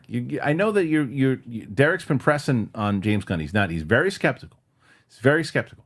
But I'm giving Gunn a pass. I'm giving him a shot to see what he can do before I start judging him. Like, MCU's got some time to try to get the ship back in order and get past all the $380 million budgets and all that crap. And they got a chance to rewrite the ship. Lucasfilm is a nightmare. But Mike, are you with me as a DC guy? Like, you got to give Gunn man. I'm This is another one I said that I hate, Steph. You got to give him time to cook. Oh, I hate. Let him cook. To Let that him one. cook. To add on to that, Kristian, I hate that when they're like, "Oh, as DC fans, we are eating good right now." Yeah. Shut the fuck up. Yeah, it's the worst. Oh, yeah. we are. And he is that cooking one we and the are other eating stupid good. statement. And the other one. But you guys, No one hates Star Wars. No one hates Star Wars more than Star Wars fans. That's a good one. So you That's guys, a good one. It's more about the repetitiveness. Yes, it's someone glomming on to something else. It's like, come up with your own thing. Like, it's like I said, like, how many times? No one hates Star Wars more than Star Wars fans. Like, where'd you read that in a book? I'll tell you this, Harlow. What I'm excited for, or I see the with DC kind of it's the ship has been righted and they're going in the right direction. Like, they're letting Reeves do his thing still, and it's hitting. Yeah. And the Penguin's hitting, and they're not messing that up. But then I hear the Oh, executives. did you heard the report, right? Zaslav wants Pattinson eventually. It's like, shut the fuck up. So what Mike's talking about is what moron. Mike talked about is what we had the other day, which is damn it, that man. there's a rumor, not confirmed, that Zaslav is kind of because of the hit of the Penguin and Right. because of the hit because they want people love the Batman, that the pressure is that why don't we make Pattinson the DCU Batman? And I don't think that works whatsoever. Absolutely not. Not at all. And So I think Reeves would not want that. I think he'd go, nope. no. I'm going to do my 3 films. Penguin made a couple seasons, and we're done. We'll also see what they throw at him, but I think it's more about a gun and Safran being pressured. And Pattinson and no, because they're going to be at the same time. The 2 films. I know, it's too I was gonna weird. Say if they wanted him after this to be a completely different Bruce Wayne and Batman, and he's Too confusing. completely different than what they did in the Batman, Yeah, it's too confusing. I'd be more open to it. But if you're using the same guy that you established, no, Yeah. No way, Yeah. All right. absolutely not. Alexander Wilson. If you look at the UK tax filing for the LLC for the Marvels, it doesn't itemize the expenses. It just lists general expenses as cost of goods sold. Sounds like something the Sopranos would do, Sounds shady. right? Doesn't it? Sounds like something the Penguin's doing right now at the docks with the Dude, drops. have we talked about the Penguin yet, Mike? What are you thinking so far? I'm loving it. Do you love it? How are you not loving it? I love it. I think it's great. It's what we wanted with Boba Fett. 100%. I love it. I think it's great. So This is good, the yeah. Sopranos set in Gotham. Yeah, no, it's great. It's great. It's great. I Let look. me just say, Sophia Falcone, I can fix her. You can. You love her, huh? You love her. You like sassy. You like sassy chicks. Oh, I love her. Yeah, I love her. she's really Oh good. Chris, my god, that's Yeah. so Steph, good. I could fix her. That's so you- good. yeah, Mike. and Steph, you know how we Damn, fought. I haven't seen like a woman equivalent of that. Yeah. Where like men are like, oh, like she's There you go. worth getting my head bashed. I was in gonna for. say, guess what, Steph? He'd be dead in 3 hours. Yeah. You She try. is. Yeah. She is just getting started. She's great in the show. Kristen Milioti is amazing. Derek Johnson, is this news that Disney will be taking over actors' accounts with their consent to protect them from toxic behavior real? And do you think that's a good or bad idea? Okay, I'm going to be in the minority of this one. I 100%. I didn't hear this. What is this? What's going on? I don't know, and it's the first time I'm hearing it too. But Okay. let's say that this is true, that Disney, when they sign on an actor to be part of their project, they are allowed to take over their social media while that project is going on. I don't know if that's what this is or not. I have no idea. Someone can send me whether that's what it seems like Derek is saying. As someone who ran this thing, Schmodown, I would 100% be on board with this. But I would also understand the pushback from everybody. But I would say, yes, please, no more, because protect your business. Because I would, there's so many times I'd want to cut Mike's hands off, Roka's hands off, Bibiani's hands off. There's so many people's hands from Twitter. I'm just, stop this. And I would love it, but I also understand that, what are you talking about? It's my account. Right. You got to be responsible for your own behavior. But here's the thing. Let me real quick. There's things that have been going on lately in the community, and I'll just say this: that I called my friend and I said, "Thank God the Schmodown is dead," because I would have been catching heat from people that I have nothing to do with. I got it all the time. If people were tweeting stuff that had nothing to do with the Schmodown, how do you have a person like that in the Schmodown? And I'm like, I was so glad I got none of that because I don't want to deal with that. And Disney or whoever shouldn't have to deal with that either way. But I don't know how true it is. But Steph, what do you think about if this is true? I think it's nice in thought, which is a lot of things that help ease control in situations, but it's ultimately doesn't align with my values of a society. Like, that's too controlling. That's too, like, the big eye is watching you. I agree. I agree. So I get it. There's a lot of things where I'm like, like, I think most people shouldn't have the right to vote, but I obviously believe that people have the right to vote. Right. So it's like nice in when we're just talking about it, like, oh, this would be an easy way to have damage control very easily, right. But it doesn't. In practice, it doesn't work. I agree, but I still hope that they do it. Mike? I see, Harloff, your side. I do see that. But also at that point, it's like, well, are you tweeting out for me? Do I have to run my tweets by you? Yeah. What does this But look also, like? it's freedom of speech. With freedom of speech doesn't mean freedom from Oh, consequence. right. Because Harloff, you could have gone to me and said, hey, Kalinowski, I did. Going at people. I got to cut you from the Schmodown. Well, I wouldn't. Or You're right. you need to stop. Right. Or I can't. Yeah, but that's okay. Perfect example. But that's the problem. Because let's say that you tweet something out, right? I say, and then let's say that the people I work with who bought over the company, who make the decisions going, hey, we don't like what that person said, you got to get rid of them. And I go, well, can we suspend them? And they go, no, you got to get rid of them. And I go, well, do I have to make the announcement? Yeah, you're running the thing. Well, guess who gets bounced back on? Me. And guess what happens when you go, if you do your thing, everyone goes, well, why'd you do that? Why'd you say that? I could cut you, but it still comes back on me. And it comes back on the company. Well, that's where the companies have to come in with there's got to be some grace there. Like, look at the whole Melissa Barrera situation with Scream. Like, within seconds, gone. Like, there should have been some, like, conversation backstage. Like, hey, this is going to affect the show and the movie. We can't really. What are you like? What is your end goal with this? And going forward, like, Yeah, it's tough. Harloff, as a performer, I get the company side of it. I 100% do. Right, but it's also, I also the freedom of speech. I understand that also. It's tricky. I don't know if they'd be able to pull that off. Alexander Wilson, in the UK, if a movie production shows a loss, the UK will pay the LLC 25% of what you spent in cash. So they include marketing, residuals, and participation in the tax filing to get the money back. That's interesting. Yeah, that's interesting. So then we get something. Maybe that's why they did it there. But yeah, I'm sure there's ways around of what they did. But like, still doesn't take away the amount of money they spent on that thing.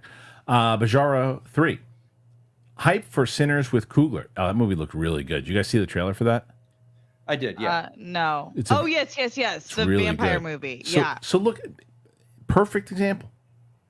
Michael B. Jordan, major star. Okay, you run around, you lead with him, recognizable face, good cast surrounding him, but no huge major stars minus Michael B. Jordan and Ryan Coogler, one of the best directors out there today. $75 million. $75 million. And this is go ahead, Steph.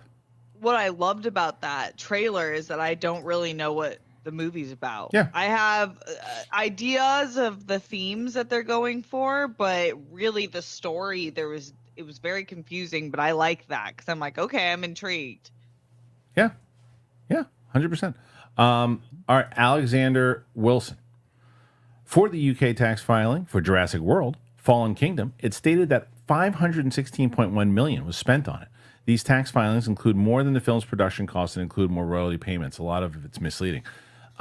Maybe so, but it doesn't seem like that was what the case was for this particular thing. It seems like from what they reported on, that there was an additional movie spent on the production itself. But again, man, Alexander, even if the thing what we knew is that it was in the high 200s, it's too much.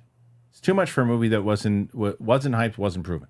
Darth Vader's burnt asshole to push back on the budget, quality, overspending thing. A movie enjoyed is a movie enjoyed. Never once did we as kids watch a movie and determine its quality based on budget. Love y'all. and to push back on that. Because back then, the budgets weren't overspending because they weren't making these kind of movies and they didn't have that kind of budget to be able to overspend. So a movie enjoyed, sure, you can enjoy it, but it means that a lot of those times that they spent them accordingly, that you'd probably see another one if they did well. And there was less to, compared to that, if you really liked a movie back in the day, you can go, oh, that movie is a success. And that what it also does, with the other thing we didn't bring up, is that if a movie is really, really good and it does poorly, it affects the director, it affects the actors in the movie, because of whether or not it's valid or not. The studios go, well, that person was in that movie that lost $200 million, and they're not a commodity. People don't want them. Right. The director lost all that money. I think that's a huge point. Yeah. Like, it's crazy the way we're talking about star power, director power, writer power, but a lot of it, and so it's like, not, you wish for big budgets, but the responsibility of that, I think, is proving to be way bigger than we thought it was. It's huge, because back in the day you didn't have those types of budgets, so more people when they had more success, you saw more of that person, you saw more movies directed by those people, because there's not this standard of trying to hit this elevated budget. So I disagree entirely with that statement, respectively. The Sink Lord, Steph should have been Captain Marvel, movie would have been better. I agree. Oh my gosh, so into that. I agree. Oh, here's Steph. You might be able to do this, because we couldn't do it the other day when we were put on the spot. I'm going to give you some time to think about it, but as we go through this. But you're a Saturday Night Live junkie, so you might be able to do this. The question was, if Saturday Night, you can use any cast from any generation, and you can mix and match them. If Saturday Night Live was going to do a skit of our show, which actors would play us? Oh, that's a good question. It was great. Okay, yeah, give me some time. You think about that. You can write them down, and we'll reveal it at the end of the show. Okay. All right. So, NLSFC 96 recently saw Kate Mulligan on Makuga's podcast. I miss her here. Is there any way that she can come back for a show with Brett for old time's sake? 100%. Kate's like one of my best friends. I'd love to have Kate. For a second there, I thought you said Kate Mulgrew. Oh. I'm like, Kate Mulgrew? Kate Mulgrew. No, I didn't say that, right, Mike. I said Kate Mulligan. Orange is the New Black, Voyager. No, Kate Mulligan. I love Mulligan. But yeah, so I'd love to have Kate back anytime. Kate's the best. Jasfos. Chances prior budgets exceeded report value. Maybe. I mean, there's always a chance. It's again the fact that the overall, I think everybody agrees that whatever the budget was, it was too much. There are 52 questions you guys got today. Pretty damn good. Nice. Pretty damn good. Kingsport Cal. This is for Steph. So 1 point. You whirl, girl. Nice. Aaron. Oh, nice. Thank you. Aaron says you'll love Taskmaster. I promise. If you watch the trailer for it, you're hooked. Aaron's been trying to get me to watch Taskmaster forever. You guys know this show? Taskmaster? Taskmaster. Masker? Yes. That's what he said. Like the character from... The Taskmaster? Yeah, Taskmaster. Master with a T. Okay. There's a TV show out? That's what I said. I did say Milioti. Oh, Milioti? Is that what it is? Milioti. I said Milioti. Whatever. Who cares?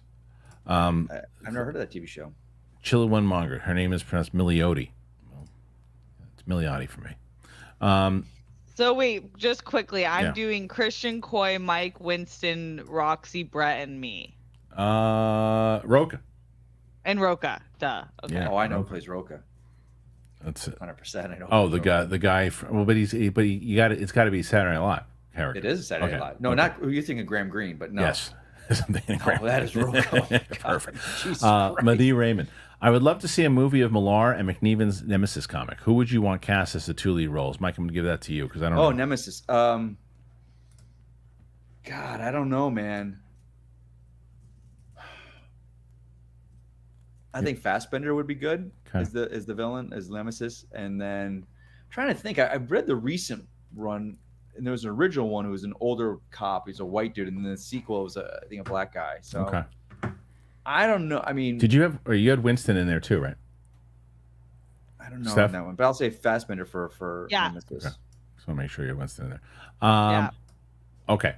So thank you, Mike, for that one. And then Mike Joyce says, with these high budgets, could it be overpaying the overworked VFX studios to work on their stuff first?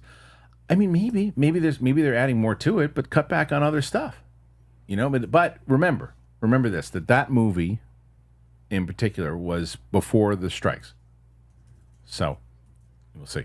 Media mayhem. Hey all, I finally got my U.S. citizenship. Congrats. Hey, congrats. Main reason because I need entertainment. I'm not political at all, but I need 4 more years of Mike and Rocha losing it on Twitter. It's so entertaining, and I'm voting red. Well, there you go. so Did he say he's voting red too? Yeah. Oh, he loves Rocha and I. Then I'll bet. Yeah, I'm sure. Loves Rocha and I. Yeah, but it's like that's the whole. But look, if somebody we had this whole conversation recently. Hey, my best friend votes red. So my best friend in the world. Yeah. The one from Texas that you see once a year. I'm closer to. I know. Actually, I've seen him like every Monday this month. My buddy that I know. Pilot. My buddy that you know. Yeah. He's a pilot, Steph. So he's got a lot of Burbank overnight. So I've seen him like every week. But cool. Well, this is my favorite. My favorite thing Republican. too. This my favorite thing is too. Is like I have already said that I am right now. I am who everybody is aiming for because I am right now. I'm in the middle. Right. You're the mid guy. I'm the middle because I'm the and people always wonder. Whoa, because I was talking about this the other day because I lived in California for so long. It's like I have a lot of what the. I thought that was a car screeching in the middle of your living room. That's yeah, he's voting. He's in the middle too. But either way, it's like I just don't trust anybody. I don't trust anybody, and it's just especially where we're living right now. I don't trust anybody, and but it's like this is just a strange time where we're living, and I hate it. I absolutely hate it. Madi Remen, which upcoming classic horror movies are you more excited for? Nosferatu, The Wolfman, or Del Toro's upcoming Frankenstein movie? Nosferatu. That Nosferatu trailer. Holy! I crap. didn't see it because I'm I'm not going to watch it because I'm so hyped for it. I'm not a horror guy, but then I will say this. What's his name? Oh God, Lee Whannell. Yeah. No, from Invisible Man. For me, like coming off of Upgrade to Invisible Man to now this, like he's got my money. Like this guy, and I'm not a horror guy. I very rarely see horror films. They don't do it for me. But the way you talk about budgets, and this guy with what he does with the smaller budgets for Blumhouse, like, man, I want another Upgrade. I heard there's an Upgrade television show supposed to be going forward, but like this guy, man. So I'm excited for those two. The other one, well, I don't know what Del Toro. He is so hit or miss for me. Like visually, he's incredible, and I love the way he talks about movies and books and comics. But a lot of times the characters I don't like. Pacific Rim. Yeah. Gorgeous movie, awesome action, but I could care less about those characters. Could not care less. Or couldn't care less. Yeah, whatever right. you know. Yeah. I don't know on that one. This one is for me. This is from Greenie from Oz. WrestleMania main event. Who are you predicting? Haven't watched for years, but not that Triple H has. Now that Triple H has the reins, I've gotten back into it. I would probably tell you in part of the main event is Roman Reigns and The Rock. I think that's going to finally happen. I think that they're finally going to get that. They're going to lead to it now with Roman Reigns being a babyface, and I think and they'll have The Rock play heel again, and they'll make a lot of money. Greenie from Oz says, I believe in Joe Hendry. I don't know who that is. Who's that? Anybody know? I don't know. Nope. Okay. Thank you, though. Mike, were you in The Equalizer? Was I in the movie The Equalizer? Yeah. No. Okay. Somebody asked. Wait, someone asked? Yeah. Ronetta What'd W. they say? They said, was Mike in The Equalizer? What role? They didn't say that. They said, was Mike in The Equalizer? I'll ask. Maybe the TV show. I don't know. But no, I was not. Okay. Ronetta, what's up, crew? Have you seen the new trailer for The Juror #2? No, I haven't. It looks to be a great thriller. Great teaser. R.I.P. to John Amos. Yeah, I'm so bummed about that. I heard that trailer looked awesome. He was hilarious in Coming to America. Great in Roots and phenomenal as a guest actor in West Wing. I loved John Amos. Great in Die Hard too. Also, so good in that. What a ruse. Lorenzo, shut the fuck up. Oh, so good, so good. But yeah, was that part of the Mike? Is he in that movie? Is he in Juror #2? Juror 2. I don't think so. Oh, okay. But it was just kind of a combined. He's not probably the trailer. There's probably a combined two. Yeah, so Juror #2 looks pretty good. Two hit, but the trailer looks great. Okay, good to know. JG from Space called me out in the chat, but I still love you guys. I wasn't calling you out. I was just addressing your comments, saying I disagree. Obviously, it'd be terrible for the industry if too many movies cost $300 million. I agreed. Thank you for the nice question too, by the way, Gigi from Space. Greenie from Oz. If you were to pinpoint one or two particular things By the way, if you notice how silent Steph has been, she's been vehemently working now on focused. it. I can tell. Greenie from Oz. If you were to pinpoint one or two particular things, what would you say makes a James Cameron movie such a banger? Asking a friend. I'd love to be a screenwriter that can pull that off. Well, I mean, you want the cliche answer? Is that the guy is determined. He is goal driven. He is tunnel vision. And he just knows how to make things work. And he knows, and he's a general. He's a general, and he also picks the right project, and he doesn't overwork. He just works on one particular thing, and he puts everything into it that he's got. And I never root against James Cameron, because he's always, he just delivers. What failure has he had? He hasn't. Right? I mean, how many people can you say that about? Everybody, even the greats. If Spielberg, you can point to things that didn't work. Now, the difference, what people will say, is that Spielberg has way more projects than Cameron. But I guess that answers your question. He's done it. That's the point. So yeah, Mike, do you have anything to add to that? I wonder if, because I always hear this, especially from like writers, they never make a movie trying to guess who it's for, or trying to like, I'm going to make this movie because I want the fans of this to love this. They make the movies, or they write the books because it's something they want to read and they want to watch. And if people want to go along for that, awesome. So I think he loves, I mean, how long has he been in Avatar? 15 years he's in this world. Like, you gotta love it. You can't be just like, they make money. I like the technology. He's got to love those characters to spend every hour with that world. So I think every project he gets involved in, he loves. Like True Lies, I just recently watched that. That movie's so damn good. Yeah. This is a great comment. Danny Ray. Steez, I wish I was your gay best friend. Best friend. Are you? And then follows it up with, are you excited for Arcane? Yeah, it's having a gay best friend is so essential. So, and boy, do I play the side character to a gay best friend well. So that is a good wish to have. Unfortunately, the role is filled right now. Fair. I'll let you know if it opens up. Arcane. But Arcane, hell yeah. I'm so excited. I can't wait.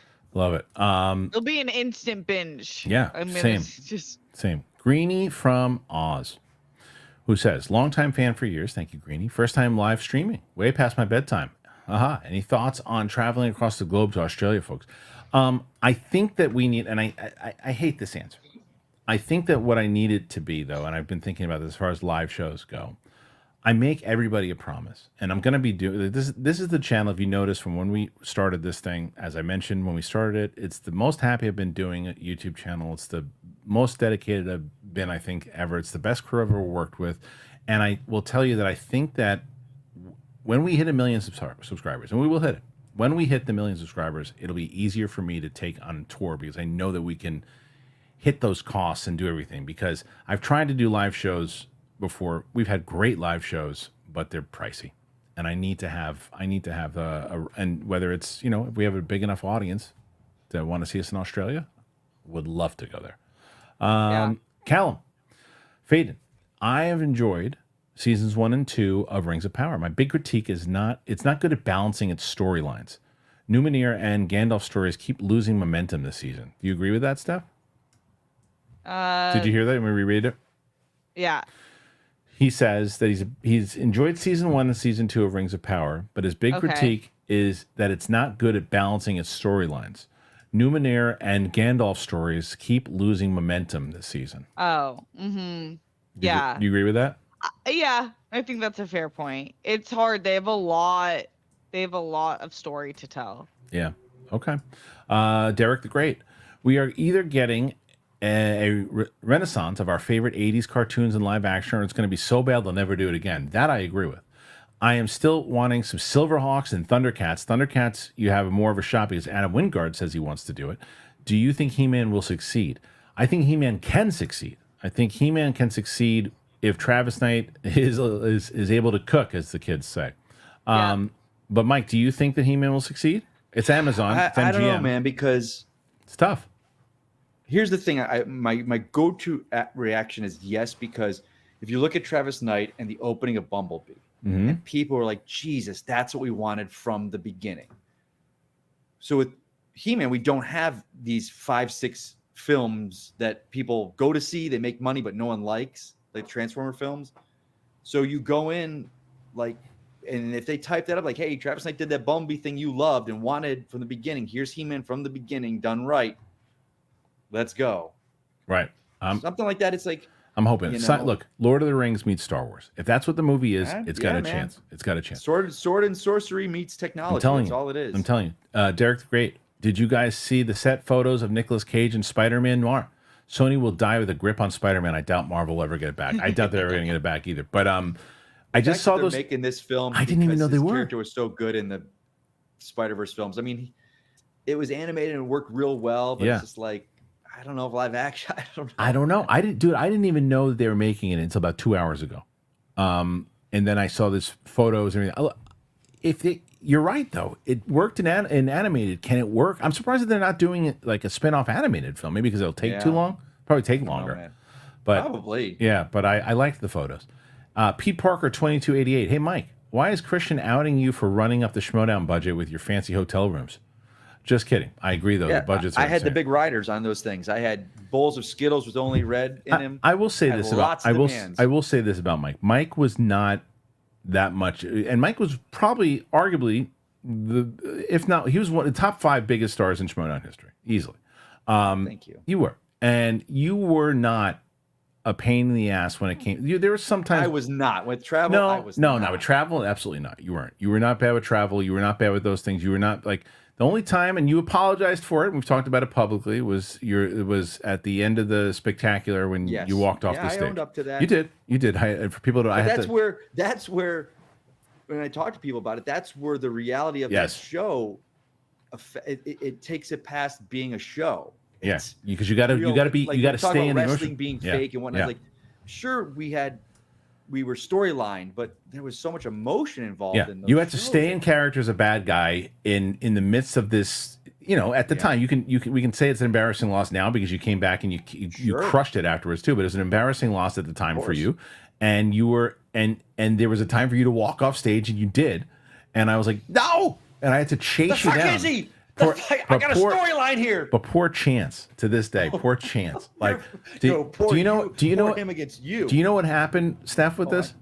No. So Mike was on stage, and they were supposed to. If they lost, there was supposed to be this back and forth that was supposed to happen on stage with Mike and Smets and whatever it was supposed to be. I can't remember what was supposed to happen at the time. But Mike left. And I'm like, where the hell did he go? I needed him to do this whole thing. He left. He didn't even do a post interview. He left. And this was a massive theater, and I was on stage. And so I said to Mike, where the hell to Ellis? Where the hell is he? And he's like, I don't know, dude. We got to figure something out. I go, we can't figure something out. I need the guy to run the storyline. So I run back to the stage, and Ellis is buying us time, and I see Shannon. She goes, good luck getting him back. I go, that's all you got for me is good luck getting him back? So she's like, I go, where is he? And she goes, he's downstairs. So I go downstairs, and he's there, and he's, and obviously it was tough. That's from like who you would bring in as your last gun. Yes, and tough, and look, is a tough loss. But I get down there, and he's just, and he's bummed, and rightfully so. And I go, what are you doing? And he goes, I can't get back out there. I go, the hell you can. We got a thing to run here, man. I can't do this anymore. And I go, you're saying that now? I go, how many you've been through this already? You're gonna be fine. He's like, no, this is it. I go, it's not it. I go, just stop it. And I go, Mike, and I looked at him, I go, you gotta do this for me. For all of our years. I go, you gotta do this for me.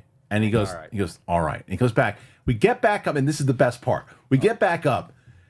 Chance, who is not good, he wasn't great on the mic. He got better as time went on, but he wasn't great on the mic.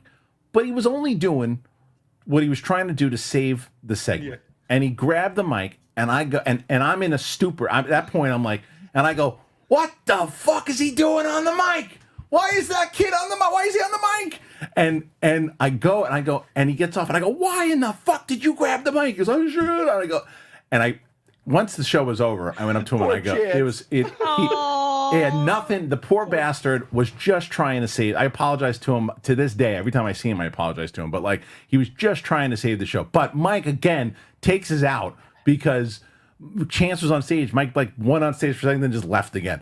But it was like there's a little story for you. So there you go. But Mike was never bad. Mike never demanded stuff, and especially after that. After that, he was never a pain in the ass. Derek Johnson.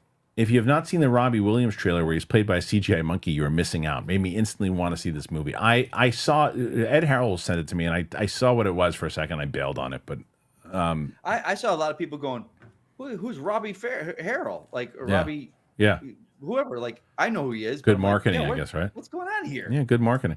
Monkey movie about a singer? What? I don't know what it is. Greenie from Oz. Top 5 Australian movies, if you can even name them.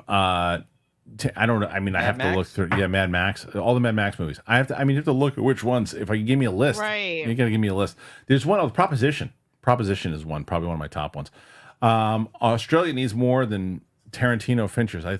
We need more Tarantino / Finchers. I think we can ace the low budget 10 to 30 million. I totally agree. I mean, look, George Miller, as Mike mentioned, that's where he came from. So, let's see. We got some more here right now. Thank you to everybody. You guys are at 60 already. What a comeback by you guys. You guys always 60 questions already. J.L.'s rumor. May the force be with you. Where is Mark Ellis? Mark Ellis is probably at home right now, just resting, which is what I would assume. He's probably got a show this weekend. Resting? Here, you resting? He's resting. Yeah, I'm resting. Yeah. What's that from? I don't know. What is it? Goodfellas. Oh, nice. He's telling the stories like you're resting. Oh, yeah. I'm resting. Here, you're resting. Yeah, I'm fucking resting. Mallow Masher. Love the show. Thank you, man. Do you think that they would do a Penguin season 2 between Batman 2 and 3? Also, do you think that they would make Pattinson the DCU Batman? Well, that's what Mike and I were talking about. It seems like Zaslav might want to do that. Mike and I don't think that should be a thing. Steph, how would you feel about Pattinson as the DCU Batman? I don't think it makes sense for what they're doing. I Agreed. actually love the freedom that DC has afforded itself in being able to express different forms of characters based on the director or writer attached to the project. Yeah, agreed. Okay, and then what was the other part of that? What did he say? I missed the other part. What was it? The other part of that was the Penguin. What do you think it would be between 2 and 3? I think yes. I think because this show's so popular, they're gonna back a truck full of money on Colin Farrell's backyard, and they're gonna get him to do it, and he'll do it, and it'll be in between 2 and 3. Yes. I heart Peterf. Tune in for Kristian and Steph. I stayed for Mike's big ass head. Yep. I am more excited for Terrifier 3 than Joker 2. Sounds like hot garbage. I will say that it's not hot garbage. It's not. That's brutal. It's not. It's a well-made movie. It just doesn't really know what it wants to be. Hot garbage is like, the acting was bad, the music sucked. This. It wasn't. It wasn't a bad movie. There's stuff inside of it that you're like, oh, if they would have just grabbed that together and did that instead of throwing it all over the place like this. So yeah. All right. Let's see. So next one, and now it's 62. Man, maybe nice. Who knows? I don't know if we can get it in that time, but still, Derek the Great. Movie that I tried to watch and gets worse for me is Birds of Prey. I never finished that movie. What they did to Cassandra Cain by turning her into an idiot kleptomaniac instead of the baddest female martial artist in the DC can never be forgiven for me. So Derek's a big DC guy, so he's kind of a DC purist. I get that criticism. They should have just used a generic character instead of making it Cassandra Cain. Yeah. All right, let's see. Daniel Hernandez. Have you seen the cult classic Teeth? It's wild. Yeah, I have seen it. It was one of the first movies that Ellis and I reviewed in the I think the current TV days. And yeah, it absolutely did. So I've absolutely seen it. So have you guys ever seen Teeth? No, I know what it is. No. Do you know what it is, Steph? Oh yeah. No. Oh my God. So you get I was wondering if I should read you the synopsis or I should let you figure out for yourself what it is. Oh God. It's you would get I want to get your reaction to when I'm gonna read the synopsis. Okay. Read the synopsis. And then I'm look it gonna up. and then I'm gonna get your let's get your reaction here. Okay, ready, Steph? Yeah, I'm ready. Teeth is a 2007 American comedy horror film. The film stars Jess Wexler. Dawn O'Keefe is a teenage spokesperson for a Christian abstinence group. She frequently overhears her stepbrother Brad and his girlfriend Melanie arguing about his refusal to engage in vaginal intercourse, insisting only have anal sex. One afternoon, at a group meeting, Dawn is introduced to Toby. Dawn, her friends Gwen and Phil, and Toby begin going as a group. So she almost gets sexually assaulted. She fights back, and somehow his penis is cut off when it goes close to her vagina. So what she finds out basically through this is that she has a monster living in her vagina, and she winds up look at Steph's face. It is absolutely, it's a crazy movie. You should go. You should go to the cinephiles and tell them, or cinepals rather, and tell them. Oh my god! And tell them to have you react to that movie, because that is a crazy movie and it's a funny movie. It's a good movie too. I mean, but okay, is there a silver lining? Like, yes. Can the monster be tamed, or is it's just by its own discretion? You'll see is all I can say. You'll see. I don't know about we'll see. This is crazy. We'll see, Derek. We'll okay, see. Well, not so much the new DCU, but that old DCEU was bad. I'll give him a pass and give him time to cook. LOL. I know. Let's see. Next one. Okay, so someone said that these overwords used are as annoying as Big Balls. Yeah, but the difference is that Big Balls knows he's annoying, and I know he's annoying too. That's why I like to use it. I think everyone else thinks that by using wild and everything else, they think that they're breaking new ground. Buster Barnes, thoughts on DC Dynamic Duo? I think it's Elseworlds, but rather it be DCU. Either way, neither is confirmed. Also, do not let Zaslav cook. What do you think about this, the Dynamic Duo thing, Mike? Like, again, when I read, like, I saw it, like, we talk about what stuff is for. Like, I love DC, but I'm not, like, the idea of the animation with the claymation and the puppetry. Like, I went to one of the company's websites, and it's some pretty awesome stuff. But I love the fact that this DC, this new version with him, they're doing. It seems like when they get a great idea with the project that can align with what they're doing, because everything they're trying to make it all, same actors across, same voices, and it just seems like a interesting thing. So, I mean, of course I'll see it, but I don't know if it's going to be something that I'm always trying to find out what's going on with it. So, okay. Let's go to the next one here. And that is from Shay Markel, who says, a movie that's gotten worse for me is 2004's You Got Served. Absolutely horrendous film. But something that's improved is Pirates of the Caribbean 4. Those are two interesting ones. I haven't seen either one of them in a long time, so I'm not sure. And then he follows it up by saying, also, people say, I love that for you way too much. People do say that. And then the other one is UBU is the other one. My wife hates that one. Or you do you. You just do you do you. Yeah, she hates that. It is passive. Yeah. Joey Pedras, do you think... Yeah. It's passive. Oh, Steph, okay, you do you. Steph, do you have answers for us? On the SNL? Yeah. Okay, can I give everyone two character? Like, yeah, sure. You have, yeah. Okay. Some people have three, and then also just as you know, because we're saying like they're actually playing us, right? Yes, they're playing us in the sketch. Some of us have way less options if you're just okay. So Kristian, I think either Adam Sandler or Jason Sudeikis. Oh, okay. Okay. Coy, I think Will Forte or Dana Carvey. Great so far. Okay.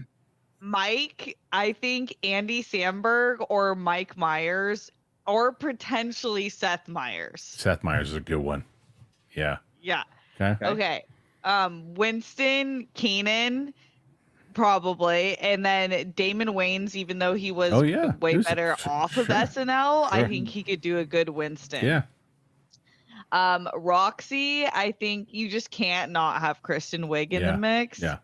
But then second, Amy Poehler, because I think she could do like a really fun Boston. Mm-hmm. And you, Brett. Yeah, Brett was hard because it's like I want to just like you can't like to not have Will Ferrell playing someone, and if it is anyone, it's Brett. Yeah. But I also think like John Belushi or Farley, like a Phil Hartman in Farley. Yeah, that's good. And you're Maya Rudolph, right? Gotta be. Yeah, I'm Maya Rudolph, but then I also said second up, Bowen Yang could play me. Who's Roka?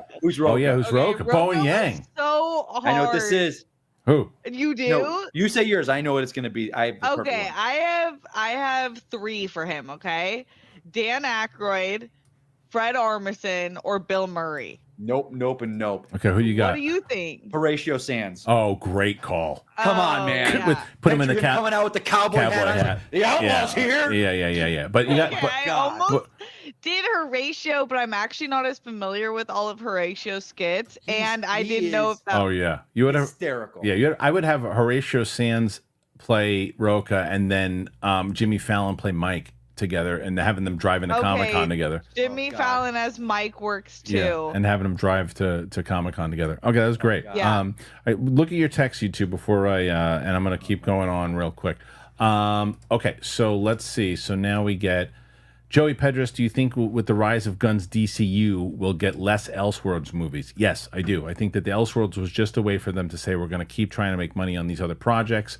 And yeah, that's exactly what it was. Okay, so, and now Al Rencha, Pacific Rim, gets better for me every time that I watch. Great movie. I got to rewatch the first one. I see back and forth of that. Like, I hear people being like, it just gets worse for me every time because I just didn't feel anything about the characters. It looked great, but it's the character. Or I hear that people think like what you just said, that it got better for you. I like the movie. It's not very memorable. Like, you don't remember it. Yeah, it's true. Hard. I agree with you. Yeah, 100%. Derek, more support. Joe Henry is a wrestler whose entry music has become crazy popular, even in different sports. I haven't even watched it. That shows you. Is he a new wrestler, or is he an AEW guy? Because I don't. Oh, he's the NXT and TNA champ. Okay, I got it. Okay, there's so much now. Got it. Pete Parker, 2288. Your most underrated movie of the year that no one is talking about. That's easy for me. I really enjoyed Beekeeper and Voyage of the Last Demeter. I thought that was last year.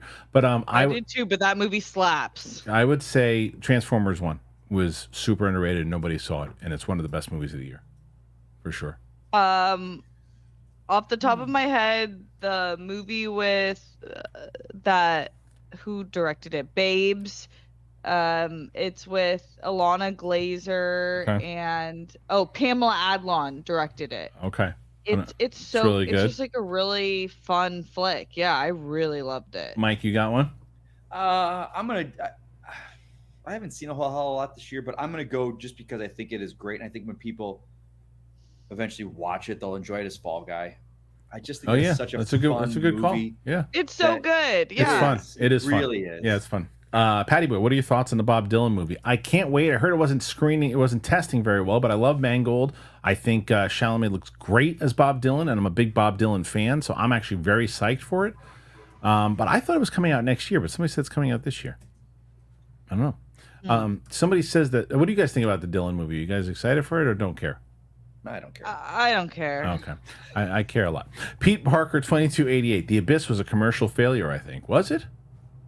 Maybe. Well, I don't know. Let's see. We're talking about James Cameron. So let's see. Box Office Mojo, The Abyss. Maybe let's see. Because I mean, it made 90 million worldwide. What was the Abyss budget? The Abyss budget, 47 million, 93. Yeah, probably just broke even. I don't think it was a failure, but it wasn't a bomb. It wasn't a bomb, but it was probably box office wise, probably his lowest. So it's a good example of saying like it wasn't one of those. Look at the longevity of that film and how it's not considered a bomb by any stretch of the imagination. Mirror Domains, He-Man has to be wild to succeed. It has to be pretty damn good though. Jokes aside, it does have to be pretty damn good.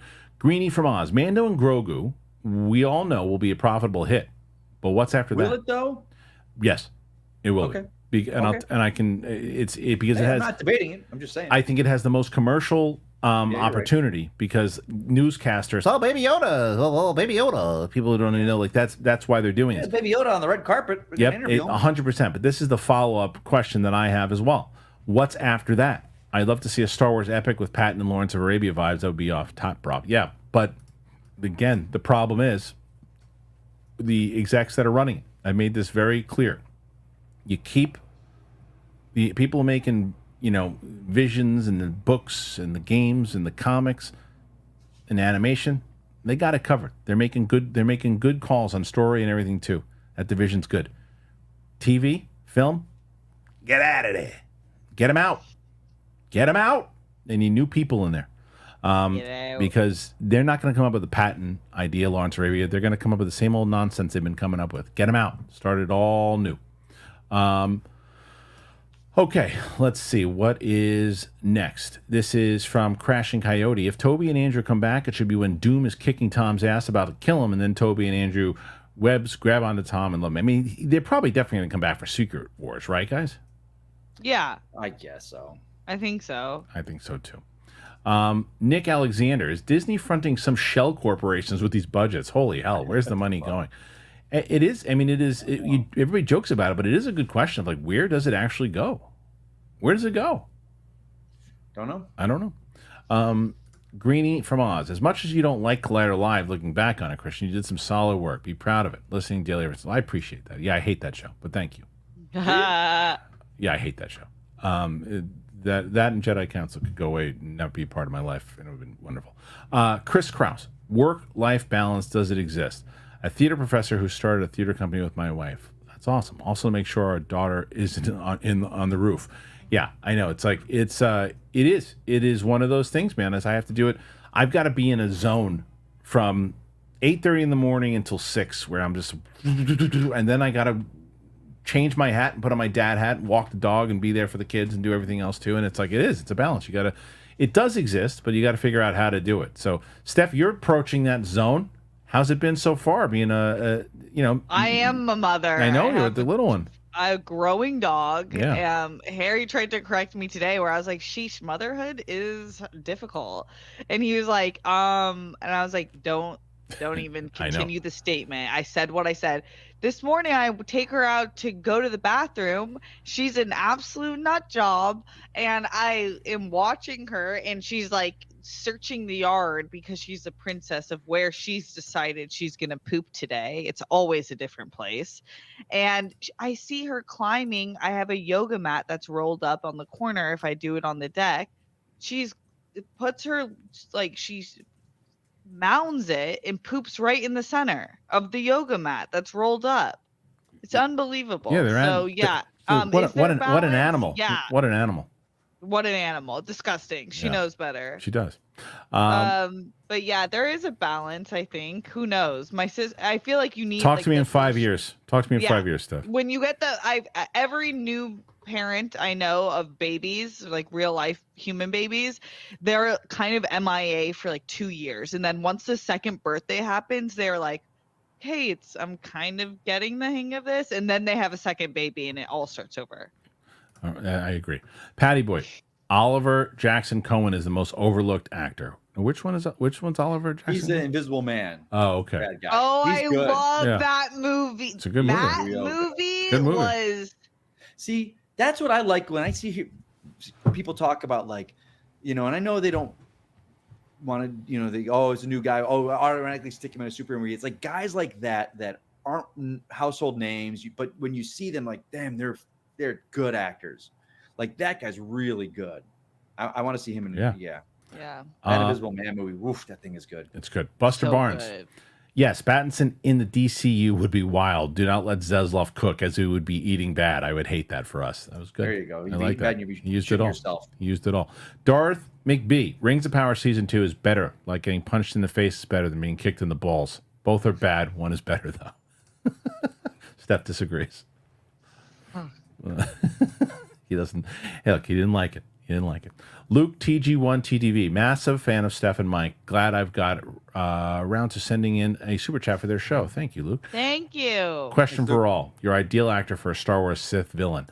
I think it's an easy answer right now. You know who I'd actually like to see as a star? I mean, even the Fassbender and Hardy were always my answers. I would love to see Ed Skrein as a. He just did that. I know he Moon. did. I know he did. And I thought, but who saw that movie? Who really remembers that movie? Well, that's why I know. Snyder cast him. He's like, I'm making my Star Wars. You're the villain, pal. I know. Do you have anybody that you can think? You know who would be so lit if you just made like an older Sith Lord? I got one. Who? Hugo Weaving. Oh yeah, that's a great call. It would just be so. Great call. Oh man, that would be like a huge actor. I'd be so happy. It's a great call. Yeah, Denzel Washington. The problem with Denzel is the same problem I got with him in Gladiator 2. He just never wants to get rid of his New York accent. Fair enough. That's the only problem I would have. It's Denzel, but I mean, it's like it's in his writer. Yeah, Yeah, he just never wants to get rid of it. Greenie from Oz. You guys seem to be ace at your job, guys. As I get better here at mine, the more I seem to enjoy it. Well, thank you for that kind word. P.S. You guys make my day. You make the 2-hour drive home, a 10-hour day feel like a jam. I love that's that. great. It's really great, especially when we have 5 days a week now, so you can catch up on back. No, yeah, long drive home to have something good to listen to is so clutch. That's awesome. Yep, exactly. So let's see. Now we're gonna go to the next one. Is Greenie from Oz. You're a freaking legend, bro. Oh, thank you. I appreciate that, Greenie. And the next one we have, I think, we only have a couple left. Julius Wyatt, who says Big Lebowski gets better every time I watch it. Fact. That's a great one. Absolute fact. That is a great one because I remember when I first watched it, I was like, "That's good," and then when I watched it again, I was like, "Oh, this is great. Yep. This is a great movie." Julius Wyatt. Any foreign country you guys want to visit one day? Yeah, Italy. Oh yeah. All of them. Yeah, all of them. I definitely Italy, Switzerland. Yeah. I'd love to go to Japan. Yes, Japan's good. Are you going to go for Star Wars Celebration? I think so. No, you're not going to go. You are going to go, Steph? Oh, I don't know if I can plan Okay. it around them. Then yes, but Maybe. yeah. Greenie from Oz. Last one. Buy yourself a nice bottle of red. Thank you. Penguin is awesome too. I managed to talk like 5 blokes from work into watching it. They have my password and all. Nah. Aw. Yeah, it's great that they. I mean, I'm glad. I wonder what they thought of it. I hope they loved it. I love that show. I think that show is absolutely incredible. I'm so glad that you were able to do that. And thank you for your wonderful support in the show today. Michael Gustafon. Rings finale had me sitting up in my chair at 3 a.m. Stuff. And such an epic and tragic season. This is what I wanted the Star Wars prequels to be. Sauron is one evil MF. Hey man, maybe I will check it out. I guess you guys That's interesting Yeah. to say the prequels. I could definitely see that vibe in there. yeah. So Shay Markel, have you guys heard? Apparently, Daniel Day-Lewis is coming out of retirement to star in a movie directed by his son. You guys think he'll be any good? Well, Oh my god, I don't know, but I didn't know he was retired. yeah, he retired. yeah, he retired. I didn't know that. All right. I'm yeah, come on. When he comes back, everybody's gonna want to watch him. So, Everyone's gonna- yeah. 100%. Yeah, I'm excited. Do I think it'll be good? I mean, if he's choosing it, and I hope so. If the talent runs the same way it runs the family, then yeah, I'm excited for that one. Greenie from Oz. All right, bro. Wine's hitting me now. Well, thank you, Greenie. Greenie's been awesome. This one. Nathan Stowe. What kind of Star Wars role would you like to see Gary Busey do? Put him on a Wookiee outfit on him. Let him just run around. That needs to be like a role like Amy Sedaris' character, like some kooky mechanic. Yeah, come on, or talk about buttered sausage. What's it do? Where's it go? Buttered sausage. You know, that's my yeah, or or like at the cantina. I believe that if I have some blue milk, you can put it on the left side of my earlobe. And while you do, make sure that Wookiee steps on my toes, not the left toe, the right toe. And while he's on the right toe, pull on my earlobe and say, Thank you, Gary. There's another one that somebody said. This is where is it? This is from Haskell 420. I watched Collider Live the other day of Makuga losing his mind when that woman dressed up and brought in the Us gift. Classic. Rings family was awesome. That was pretty great when the Us people had come in and scale. I mean, he was legit really scared when they chased him around the room. I wonder what his home is like at night. Night terrors. Yeah, because so is his wife capable to take down the boogeyman if God forbid right. something happened? I know. So no, he would run out the door and leave them both there. Oh my Stephanie God. Litz, Office Space and Idiocracy get better every time. Totally true. I think Makuga would tell you the same thing. We're living in Idiocracy. Two left.